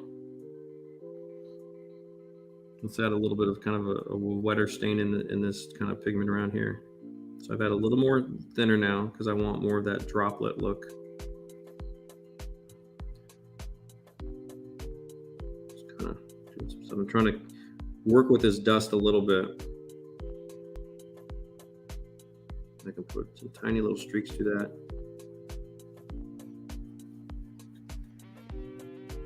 So this is working the oils back through the pigments now. So what do we layer? 5 or 6? I forget what layer we're somewhere around 6 layers, which again is to kind of to hammer this home for you guys a little bit.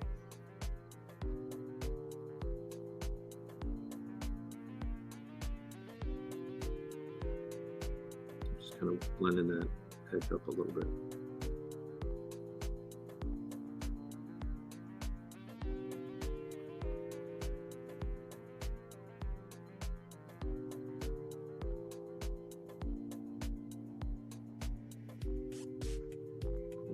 Color through this dust a little. The solvent thinner will also act as a little. You can see how this dries back to its original pigment form. So I have it flooded and washed away and scrubbed. Once those pigments are down and fixed, it's kind of one of the things with pigments is if you F it up, you will have to kind of deal with that. So this is where that experience comes in, where I know. Let's see if we can get this. There it goes. We can kind of work with that a little bit now.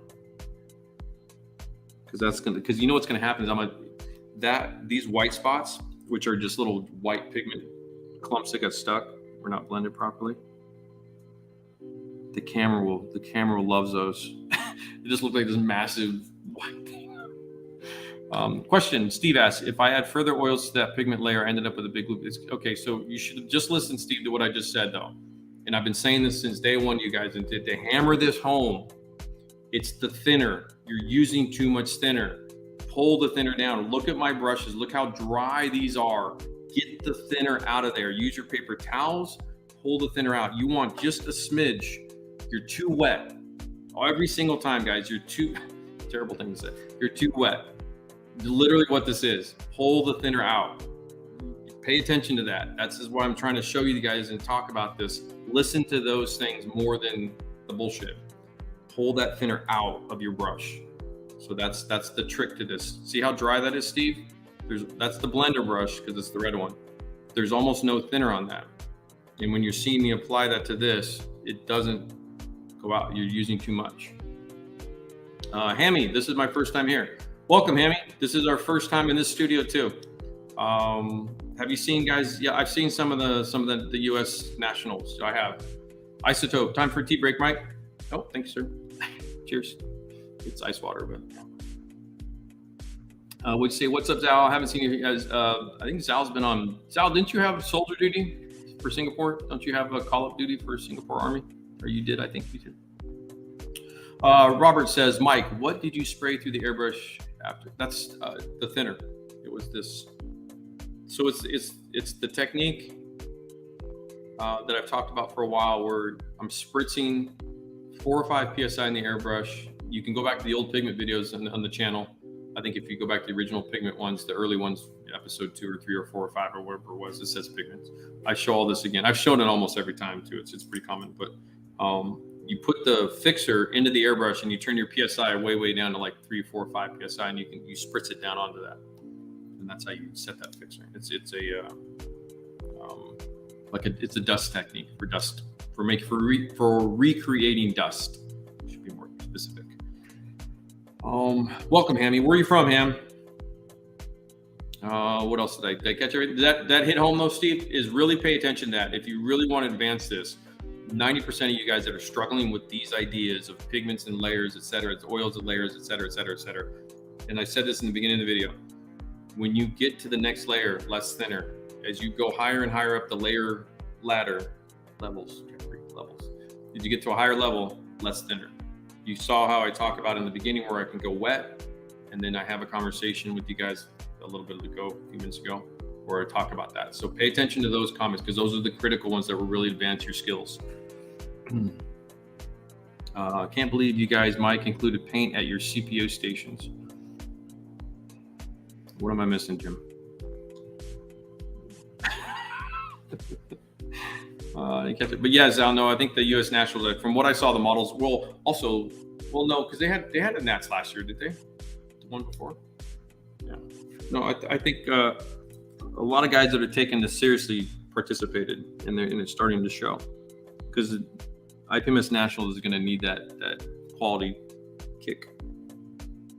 Okay, so let's get some more color going. I like what happened in here. So let's assume between the panels, let's get a little bit of a scruffiness here. So there's almost no thinner. See that? See that, Steve, right there? There you go, right there. That's how little. See that glint? The glint is the magic word. You just want it to glint of a wet, moist paint. To use the word that nobody likes. And I'm just scrubbing this through a little scruffiness.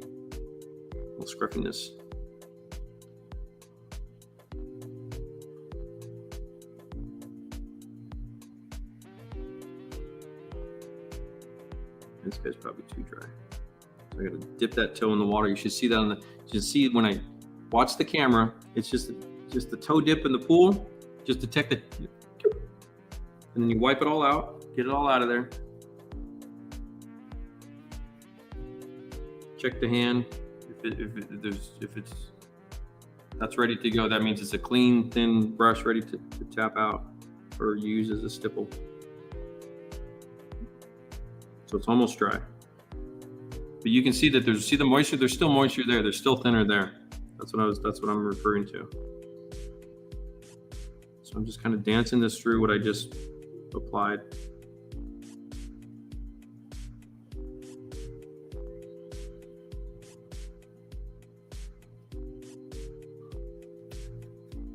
Come back in with another little bit more color. So I'm trying to build up little subtle layers of color to the paint and kind of the wear and tear patterns of the crew boots and all that kind of stuff. And that's exactly what I scrubbed across the P61 wing too. There's a lot of photo reference of the maintenance boots, the black rubber scuffing the paint, and all that kind of stuff.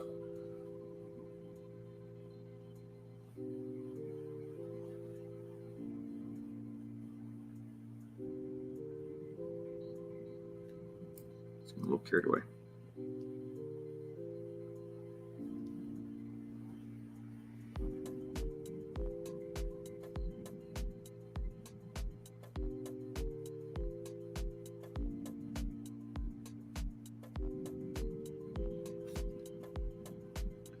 But the trick, I guess the key point to take away from a lot of this, to recreate all this stuff, is all done through layers. And then you cook this up. Put this in the microwave for a minute.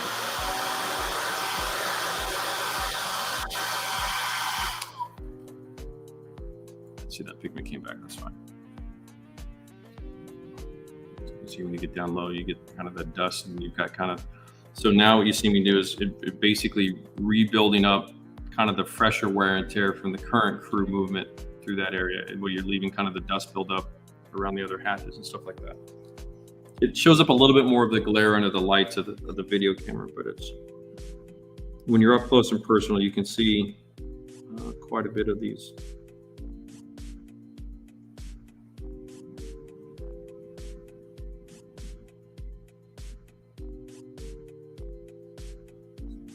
Trying to wipe some of this pigment back a little bit with just a clean brush and kind of enhance a little bit. Let's go a little bit darker. A little bit of a darker ochre color here.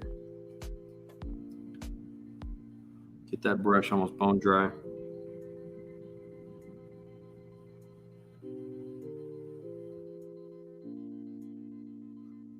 Technically, probably another layer because it's a bit darker of a shade. Just trying to dry brush that crease.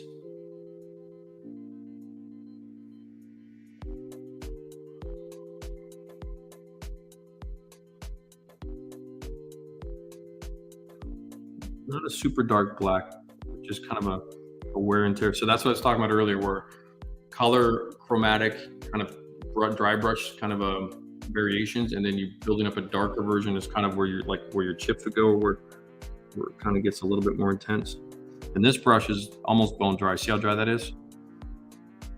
Just try to hit. It's a little bit easy. It's a little bit easier when you've got the edges and ledges to work with.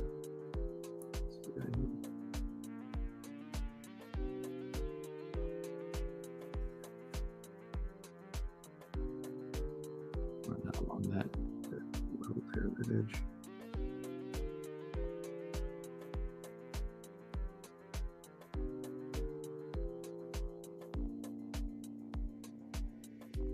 Just like a feather.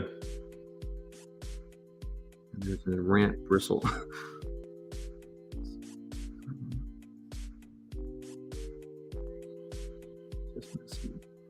You're trying to get that radius point to kiss that. Probably helps if I was able to look.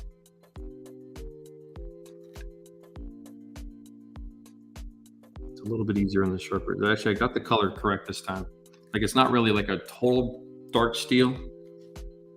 I don't want it to give too high contrast.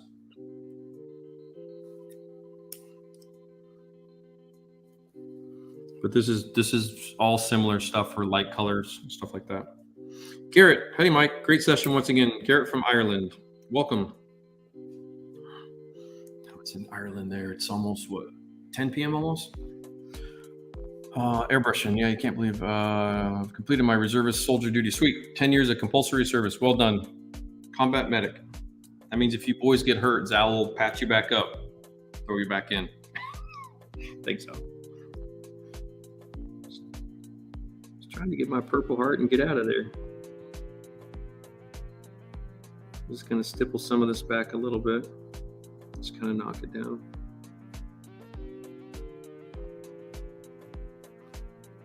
You can see how this, I've only worked that one section through here, but see how it kind of quickly gives it that, without really beating the tank up. That's kind of one thing I wanted to showcase as well, is a lot of heavy wear and tear, but without like beating the tank up, if that makes sense. Like it's being well used. You know, it's a combat vehicle.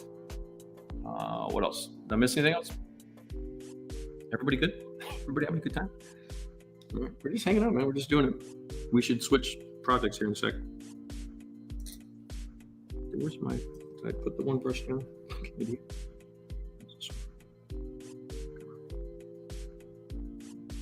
A little bit more of that color going. So I'm using, again, kind of this yellow gray with a little bit of ochre, a little bit of the light mud buff, a little bit kind of a blend with a smidge of yellow.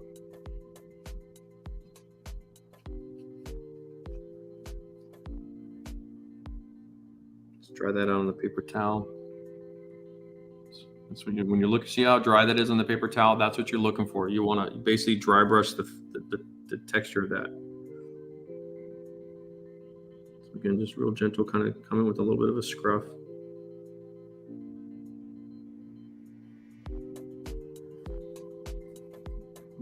You can stipple that back and soften that up.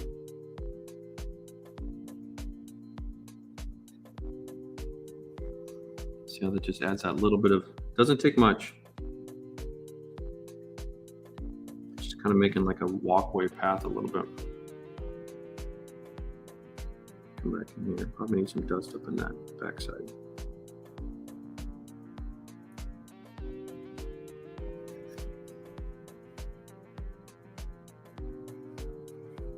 So I'm going over old stains and old marks as well. There we go. I need that AC to kick in. It's getting a little warm, getting a little toasty.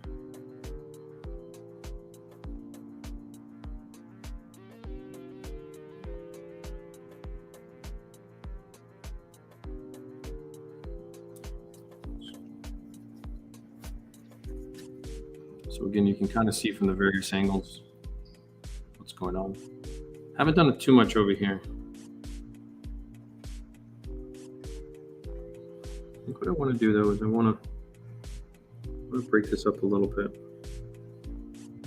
So I'm putting a little bit more of the color, being a little bit more intense with that.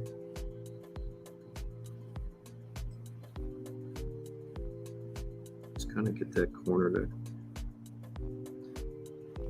The thing with pigments you'll see is, especially in kind of that high contrast scenario where that's a really light dust, as you lay that angle down, they'll dominate. And so what I'm trying to do is, well, it might be realistic to have that whole surface that like flat dusty with a little bit of grit in there. What I'm trying to do now is, in the tank art vernacular of the art, is I'm composing now. So what you see me doing is as I'm working this through, so there is always that kind of, call it 20%, not 10%, like 20% of the art is kind of playing in this. There's composition working through here. So it's realism based on art, or art based on realism is the best way. Yeah, I haven't eaten yet today, so it might be getting a little bit low. But in terms of a dry, dusty, you whether this is desert or summertime, even Portland summers, it's pretty, it gets super dry here for us. Unlike Chicago, humidity. And I can tell that because my water glass is no longer sweat. That's how we know we have the humidity index is like, this is bone dry. And usually it's just dripping water everywhere.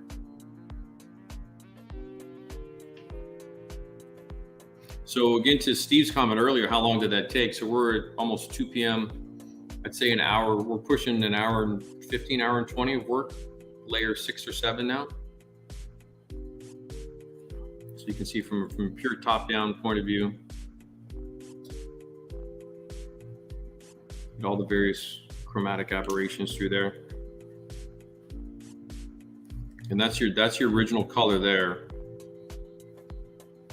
So you can see what adding that dust. And then, so again, to walk back through that is, in simplistic terms, in I know some of you aren't learning, but we all are, but in terms of whether you're advanced or beginner, wherever you're at, you're going to find an easier time in the general conversation. You can go off script if you want, no big deal, but that script is light to dark, build up the contrast.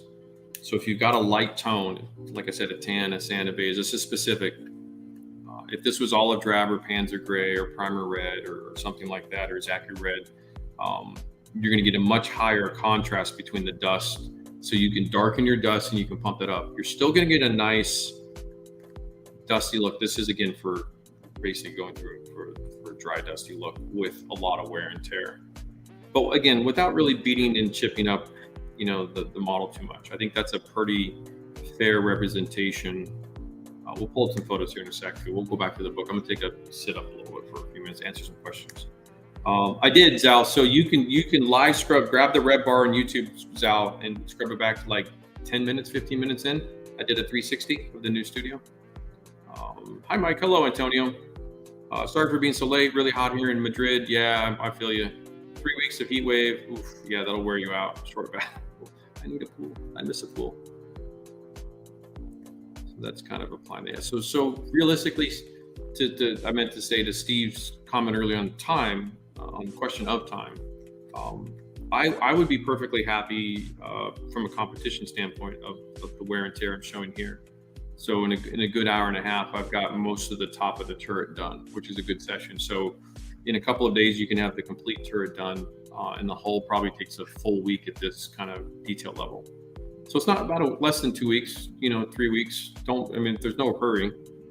Some of these you can weather forever. Depends on the subject too. I remember the D9 dozer in KINGART 3 took months because it's such a beast and it was so intense and so many layers and building everything up.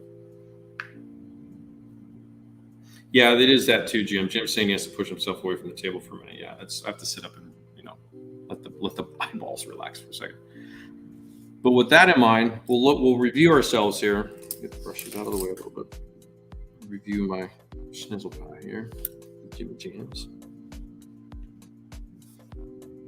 Actually, I found this guy.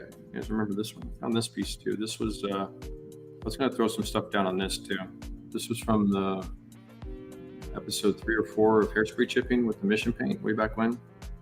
I tossed the other samples. I kept this one because I want to do some stuff in there. Maybe we'll do that next, kind of a different colorway. Let's grab. Let's see if we did any good work. Even the cover photo.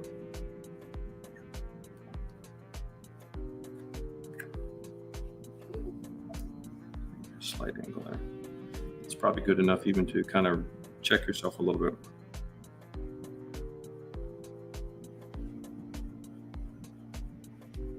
So what I'm looking at here is kind of that. Now this I know from studying and knowing the subject matter. This is the temporary sand cam and not a factory. This would be a factory paint job. But I'm looking at kind of the variations through all these little bits and pieces through here. Even in the shadows, you're seeing little discolorations through there. All those that little change of color, most of that's going to be from humans. They're great, they're in the dirt for weeks on end, months on end. They're not washing their hands like mom says before dinner. So that's all just hands and greasy. They're grabbing that, moving that around, putting that barrel cover over, loading this thing up with gear, putting on the foliage, camouflage, troop marching. But I'm looking all the way back through here and then can kind of comparing, kind of my darkening in my tones between the dusted in, or the embedded dust in the paint idea, that conversation into kind of the wear and tear and that kind of stuff. And so, whereas when you look at like profile artwork, very few times the artists really push that in terms of that. So it's a little deceiving when you get, like, if you're working from this, you get a little bit of wear and tear through here, but you're not getting that, what you're seeing in here, kind of an idea. Let's see if I can find another decent good one here. It's tough to find kind of above the rim, if you will, because most photographers are on the ground, and these are pretty tall vehicles. Trying to find a kind of a more of a turret representation. So much, I mean, there's so many ones to you can just, the things you can do, even though this is knocked out. You know, you're looking at kind of the paint wear and tear through. Again, this is early Tobruk, so these are pre-factory finishes, but they're coming in Panzer Gray, and then the sand was painted in the field. Some of this is burnt out down here, but you're seeing kind of that's probably the transmission burden and some of that. But up here, you're seeing a lot of wear and tear. Up here too, and this is a good one too. This is one of the photos. If you remember my Panzer 1 from KINGART 1, the front end comes from this photo here, and the double loaded the road wheels and the tracks. But you're looking up at all this stuff through here. You know, the paint, it's chipped, and it's also being rubbed off and worn off a little bit. You're getting abrasive wear and tear. So if we go advanced, let's go back to the, yeah. So if we switch to kind of, I think what you're going to see, I think these are factory painted. So you can see a little bit difference in the wear and tear. But I'm looking at, you know, all this through here, these things through here, you know, great.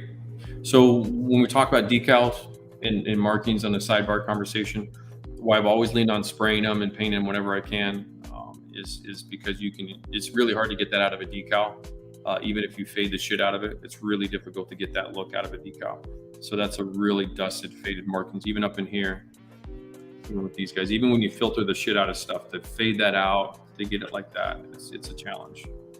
So I try to stencil paint as much as I can. Again, this is a knocked out vehicle, so it's a British, you know, crewman in his trophy, but you know, I'm looking at the stains and the leaks here. I'm really looking at the wear and tear over that spare track bar. I'm looking at the scuffs and scrapes through there. And if you go back through the books, you'll see that that's where, you know, you're leaning on your hairspray chipping a lot for a lot of these effects. All this stuff through here, the edge wear of the fender, the bend and breaks in the fenders, all this stuff in here. And then you've got kind of your damage and your flake paint through here. But you can see how it holds up a little bit different, even the number, how that fades in, how it's dusted out. So I'm constantly looking at these things and checking myself.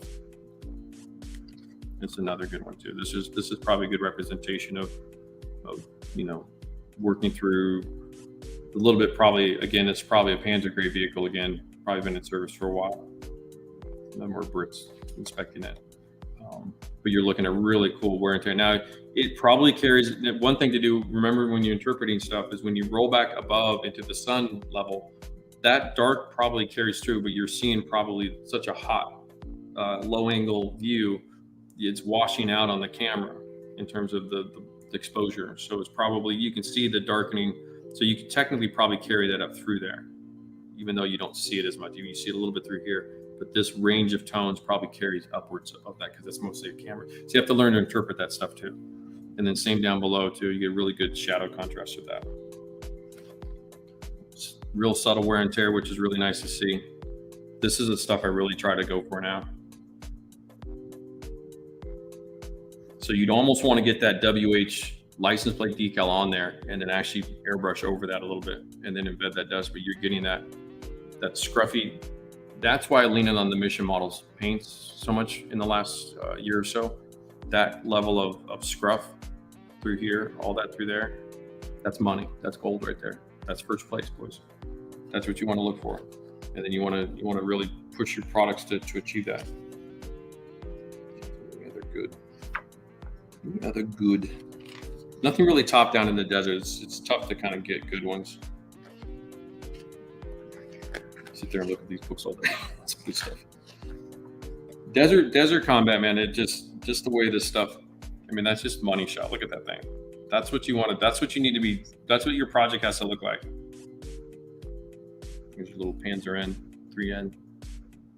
So this is when the Tiger Battalion came in, because I'm sure there's a Tiger or two in here somewhere. There's a Tiger towards the end. And then what you can also do is, yeah, there is a. So this is, yeah, we're working up towards it. So there's a couple shots of the Tiger in the desert. So this is knocked out and captured. This photo here is a little bit tricky. If you guys are in the history and stuff like that, I still couldn't determine if this was a Panzer Gray. It does look like it's a Panzer Gray tank sent through because some of these other ones are substantially lighter, the Tropin scheme. So there's some historical records about how many were sent over, and when you study that up close. But you can even see in here, you're looking at all the variations. So this one's probably been oversprayed with camo, even though it says that's 131. I still see, you're either seeing dust, you're seeing something through there, but see these little scuff marks and stuff like that? When you're seeing with the bristles on top of the turret, when you go back and watch that again, that's what I'm doing with that, is giving that kind of little coffee shake with my bristle to get kind of those boot scuffs a little bit, because it's super common. Yeah, so there you go. Hopefully that was helpful.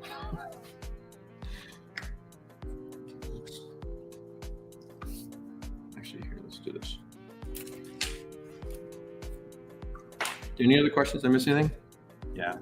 So what I do, patty cakes, is I build up, whether it's Griblies or wave detail parts for mecha, all that stuff for wires, tubes, springs, cables. I just start building up my library, just having stuff like that, because that's the only way to do that. It's so hard to buy those things in that conversation.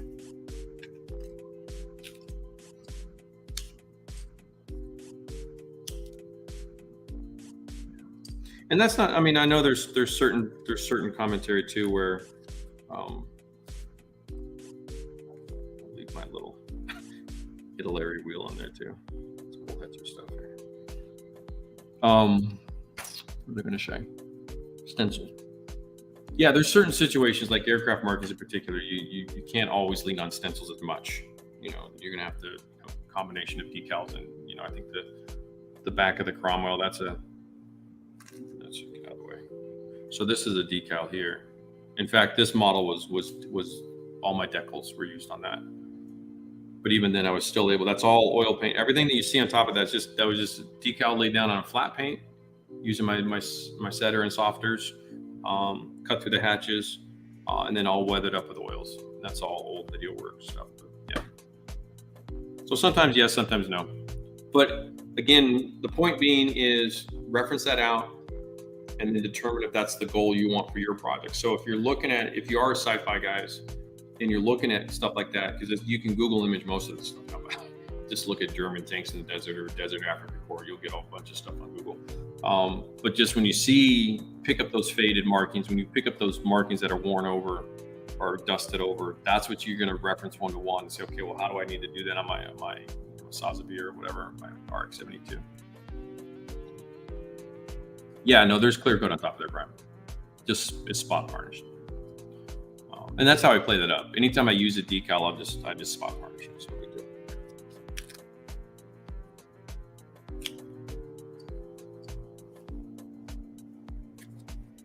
This sponge tube is too wobbly.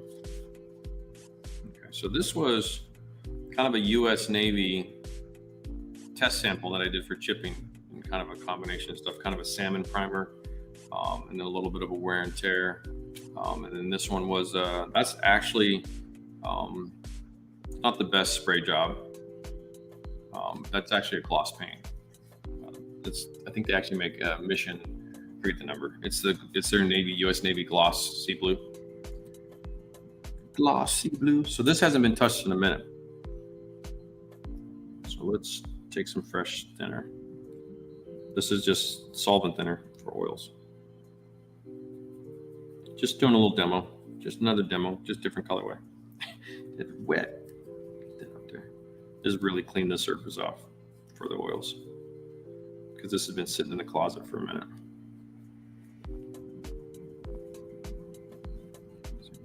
And I think on this one I put a texture, cast texture on that one too, on this side. See that?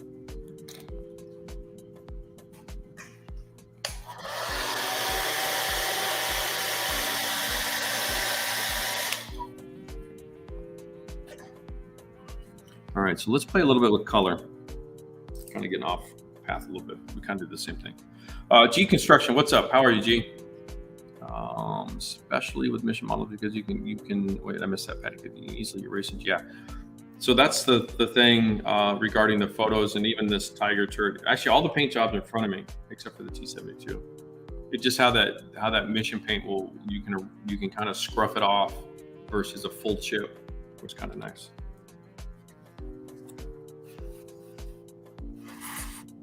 Okay, that just kind of cleans that surface because those are a year-old panel.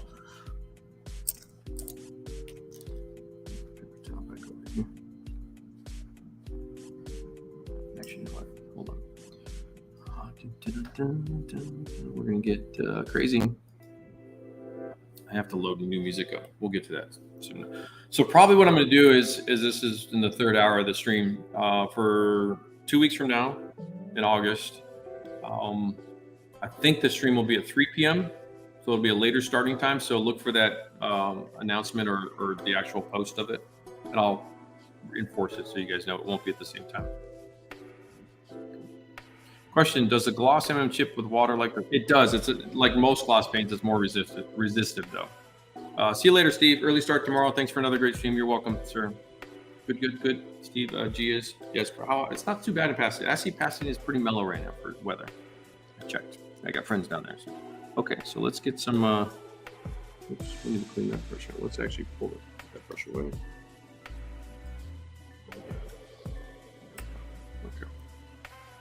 Let's get a blue brush. Let's do a little bit of fade wear and tear on this early navy color. I should be able to see that. Yeah, so I'm using this baby blue is faded German Panzer gray, I believe, and then this is the copper patina or something like that. I can probably pull in a little bit of this faded hue in white. Tell you some stuff.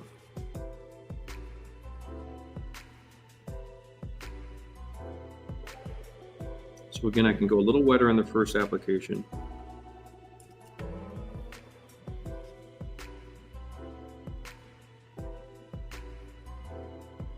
This is flat panel weathering. Oops. That's okay. My blender is still a little bit, has some yellow from the other. It's okay. Just adds a little love into that. Let's stipple this guy out. Diffuse it pretty good.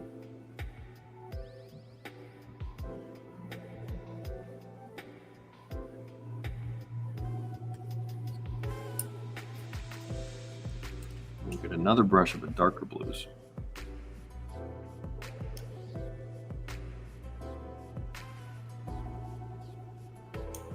We want to just get some of this flowing. Some of these paints are a little dry. Kind of a dark navy turquoise.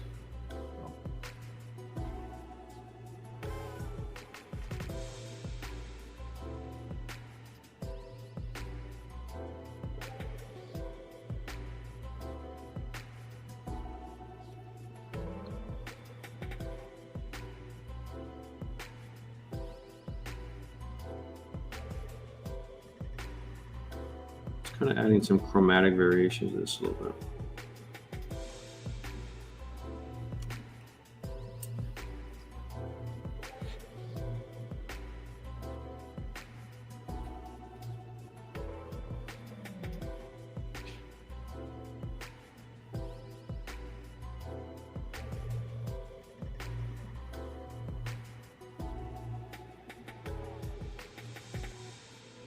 I'm going to pretend this is kind of the top down that way.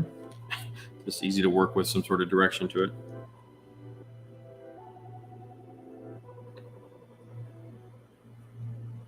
So we can just kind of gently stipple through with an almost dry brush.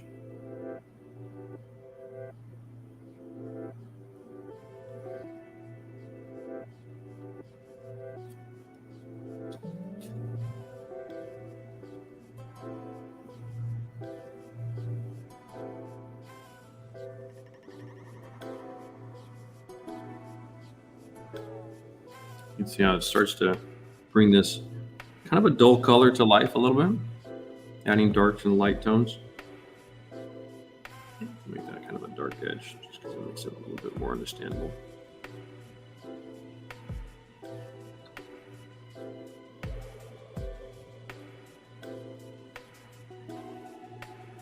Same basic brush strokes you saw on the Tiger.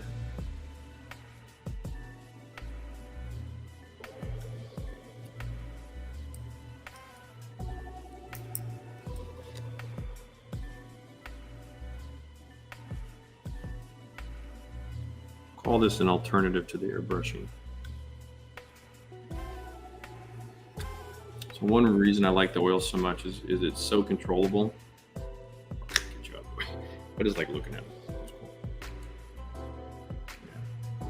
So oftentimes when you get with the pre-shading conversation, this is kind of the reverse of that. It's technically kind of a post-shading with oils. But you can see with the OPR, you can see how easy it is to do that.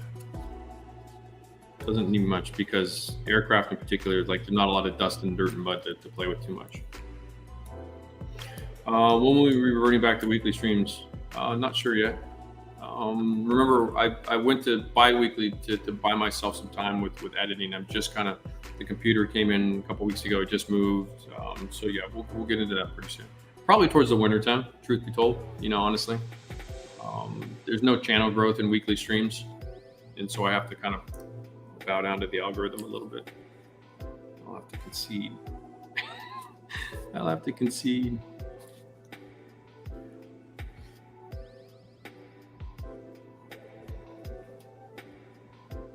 There might be other versions of streaming I can do too. It doesn't have to always be this kind of thing. So I'm going to get kind of a wet, thin layer. A little bit more turquoise with this, more green in this. Same idea, kind of a diffused. So imagine that was a shitty rivet line. What I was doing there.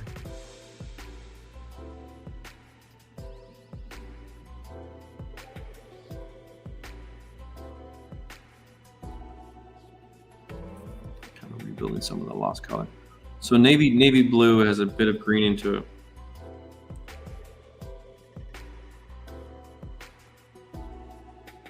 Just a smidge. So these two.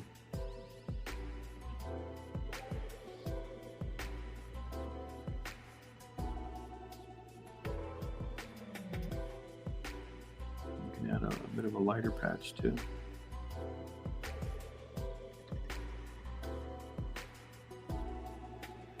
Give me something to work with.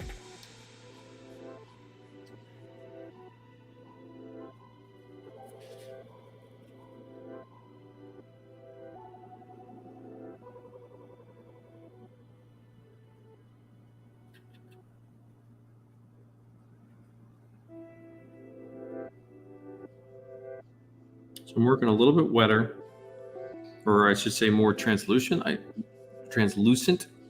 should say.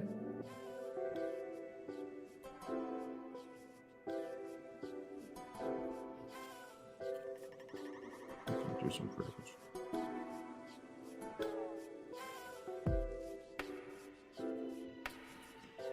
A little bit of a fade in there.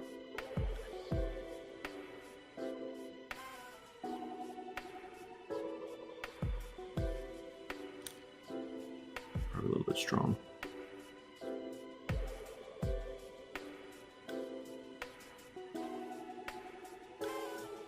I just have these sitting around. I want to do something to them.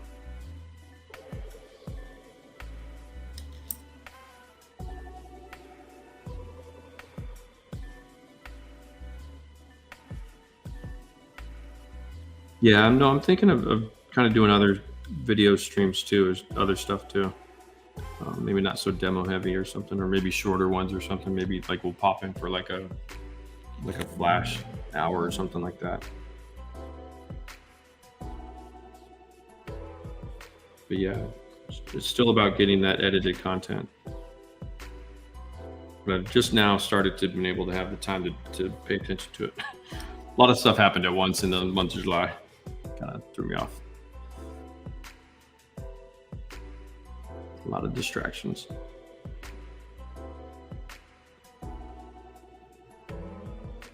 And then the lease renewal came up on the apartment, and that's when I had to make a decision on the move. And it was easy once they said, yeah, we're going to raise your rent. I'm like, okay, see you later. Rent's way too high anyway. Even this place is pretty high, but it's a lot cheaper, so it's fine. And I won't lie, that city noise in the other place, when you're stuck inside all the time, can wear you out. Can wear you out, mofo.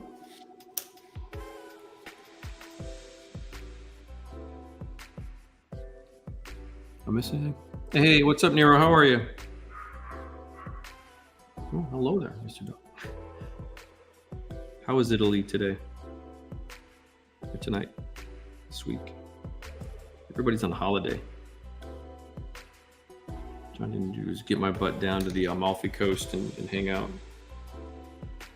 So I'm just kind of applying some chromatic variations through this. I've put some rivets and some other stuff on this kind of panel here a little bit. That light color didn't really work, so I can kind of come in and it was too light, I think, on the color. It's too translucent and too light. Get some more blue going. Kind of the same idea as the tiger turret.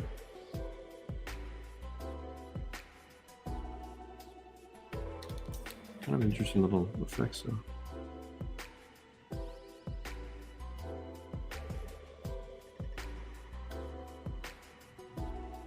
So it's a real translucent thin paint versus a lot of thinner. If that makes sense. You can see how it's still pretty dry, but I'm not going that opaque as I did with the tiger too much.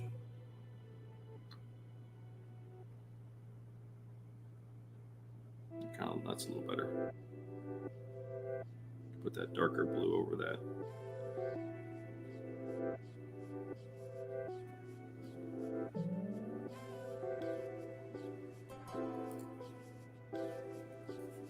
And then starts to, the other thing that I like that happens is, you see this quite a bit is that surface is changing now to where you're getting the variations in the sheens, which you'll see on aircraft quite a bit too. You'll see it's just not always that one happy smooth stuff. Yeah, we didn't twice a week. Yeah, twice a week back in the start. Yeah. Well, so when I started the channel, I was building material. So I pushed hard to really get, you know, as much information as I could, and then kind of backed off because it takes a while for you guys to watch all that stuff too. And that's the other part of it too. For summertime, it's summertime. A lot of people are busy. A lot of people on holiday, all that kind of stuff. So.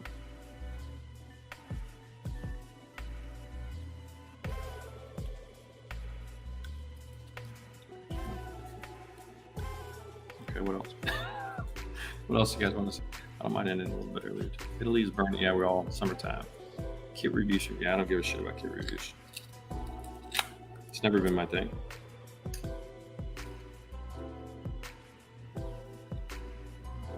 There's plenty of kit reviews out there. That kit sucks.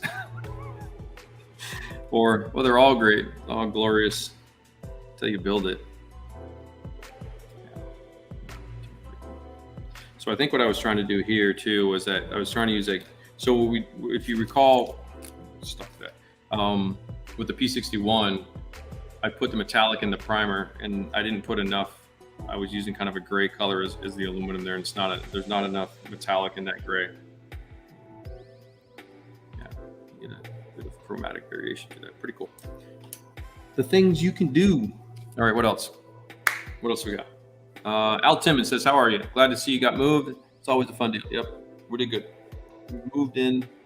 We're all settled. I feel like I need to do more.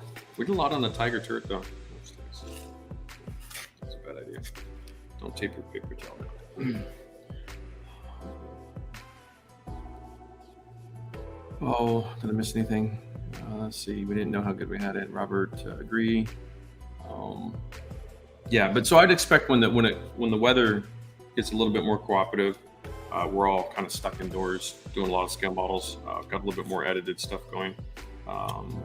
Probably do a couple main streams like this, and then probably throw something else in the loop. We'll see. Yeah, we'll see how it goes. Things goes up. Anything else? We probably have another. 220. You do a Q&A. Do do a little Q&A. You guys got any questions? That turned out pretty good though. So that's a fair bit of work right there to really show kind of a gritty, dusty, well-used, crude up, you know, upper surface of a subject matter.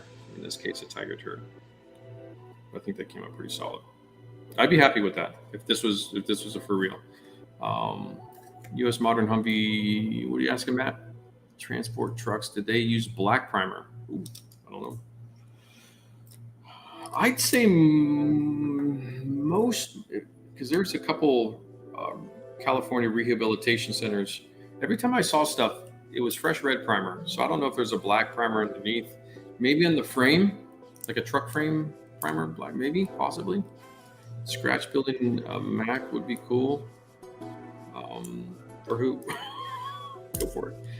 Mike, do you have any advice for OPR corrugated surfaces? I'm currently finishing 40 Polish. Okay, so the trick with that, like a Zimmerit, because it's the same basic principle, or any heavy texture like that, the trick is to almost pretend it's not there. So unless you have specific photos, Robert, of what goes on between the corrugations, treat that surface as if that texture, like on the Junkers or something, is not there, or whatever it probably is. I'm guessing a Junkers, right? Because if you treat it like I don't want to say traditional, but a lot of guys will put a wash through all of that, and that just makes that surface really intense. So I find personally is just act like that texture isn't actually there, and then weather around all your hatches and your ports and your exhaust openings and your maintenance areas first, and then see if maybe you need to build up some other stuff, because those early war stuff were well maintained, even in the heavy combat. You know, it's the early days of the war. It's not that psycho stuff at the end of the war, where stuff is just, you know, sitting around decaying rapidly. So it's going to be fairly well maintained. I'm trying to think, but that's basically going to be how I treat that stuff. So more in terms of the paint fade through the airbrush, because you're going to need a little bit more surface corrugation. But with in terms of OPR, I'd probably focus in on it just kind of how I did the Tiger 2 thingy.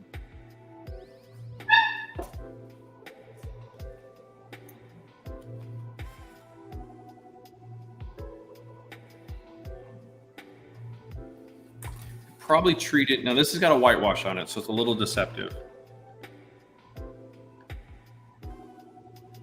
So it's kind of the same basic principle. So what I'm doing and talking about is all this weathering here around the details is all weathered per normal. And so I'm not putting anything on the texture itself to enhance the texture outside of the whitewash, but I'm kind of separating some things in here. But you can see the weathering is all around just the normal bits and pieces. So your hinges, your movable openings, your ailerons and your flaps and all that kind of stuff, you can weather through that. And I think that'll probably give you enough, to be honest with you. That's how I would tackle a heavy texture surface like that. Yeah.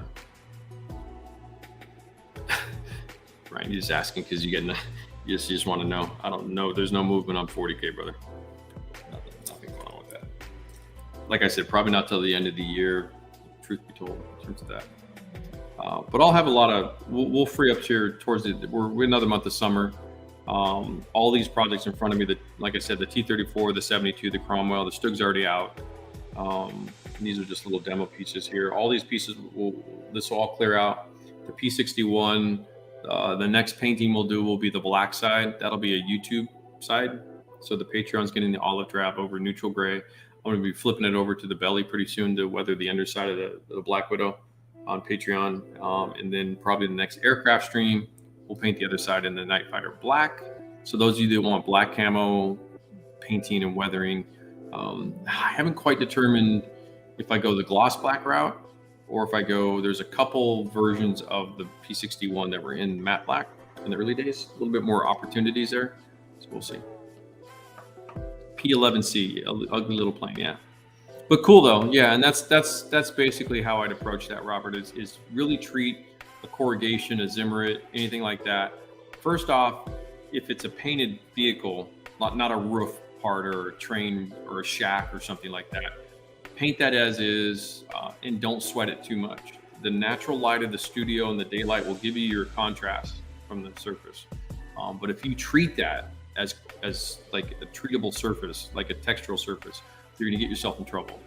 You'll back yourself into a corner.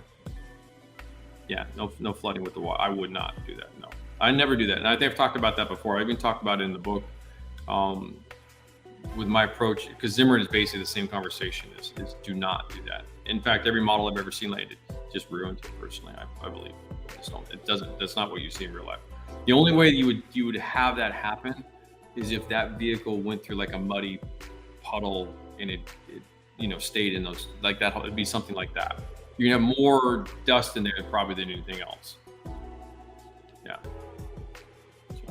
But don't make the texture a thing. Treat it like it's not there. You'll be better off. Yeah, I wouldn't know, Matt. I don't know about that, Matt. I'd have to research that. But the only thing I think of Matt 58 again would be maybe the wheels might be black primer, maybe suspension components in the frame. Thinking like automotive componentry isn't in kind of that automotive black. Even then, it might have a red primer underneath it, to be truthful, like an actual industrial primer. All right, what else we got? Any other questions? Machine Krieger, what about that? What are you doing, Machine Krieger? Yeah, I mean, I do want to do it, Brian. I just haven't. The docket is full because we'll have the Zaku 2 leg. We'll have some new armor projects. I have a Promise civilian project coming up, also in black.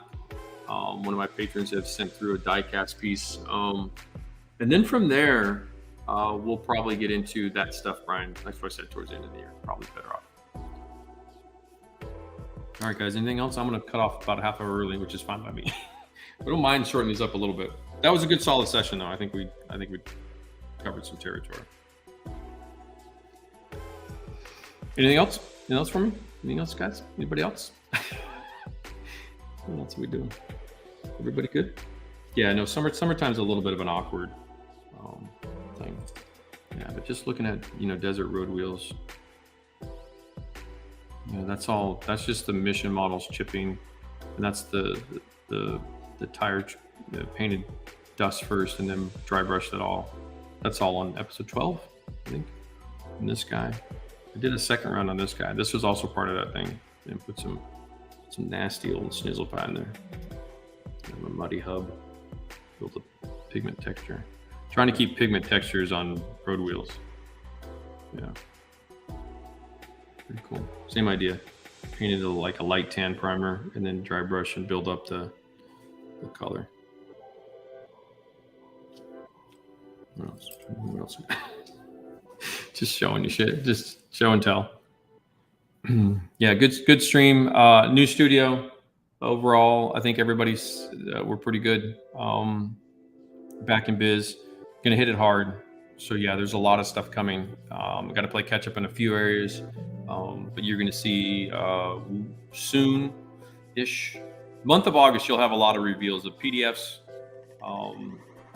teaching PDFs, Patreon PDFs available for Patreon's exclusives, and then you'll have regular ones, and then you'll have edited YouTube content as well. So yeah, good stuff. I think this is going to be useful for a lot of guys. Just remember a couple key points: layers, use your reference photos, don't try to do everything in one go, or don't stop in one go and thinking that's what it is. Don't be afraid to push and to level up, because you're going to want to get that stuff in. That's how you get that depth to things. So remember to build in the age for weathering. You're always weathering time. These things have all been around for months or weeks or years in some cases. Let's see what else. Oh, and the thinner. Keep your thinner in check. And the higher the level go up, the less thinner you're going to need. And you saw a little bit of that with this too, where the first layers were kind of on the wetter side of stuff. I was able to diffuse it out and then add in more opaque. That side turned out pretty good. I do need to do a navy bird. So there is some stuff too. What else? Everything good? Everybody good? Another great stream. Thank you guys. I appreciate everybody hanging out. Stephen Wheeler, Doug's Bass. Yep. Like I said, 2 weeks from now, 3 p.m. So we'll go 3 hours later in the day. We'll see how that goes. So we'll basically be starting right around now. And that'll help the East Coast guys. be 6 p.m. East Coast, 3 and 8 would be around 10, 11, 12 p.m. A little late for Europe, but you guys will catch. Maybe I do a little bit more of a shorter stream, maybe an hour or two, something. I don't know. We'll figure it out. Enjoy the rest of the week. Thank you, Matt. Please hit that like button. Consider subscribing, all this stuff if you're not subscribed yet. I'm sure most of you guys are. And then always good to hear from everybody. Good to see you guys again. Nice work. Thank you, Bryn. You're welcome, dog. See you guys soon. If you need me, always email me or you hit me up on Instagram, and all the good stuff's in the description down below. Bye, guys. See you later.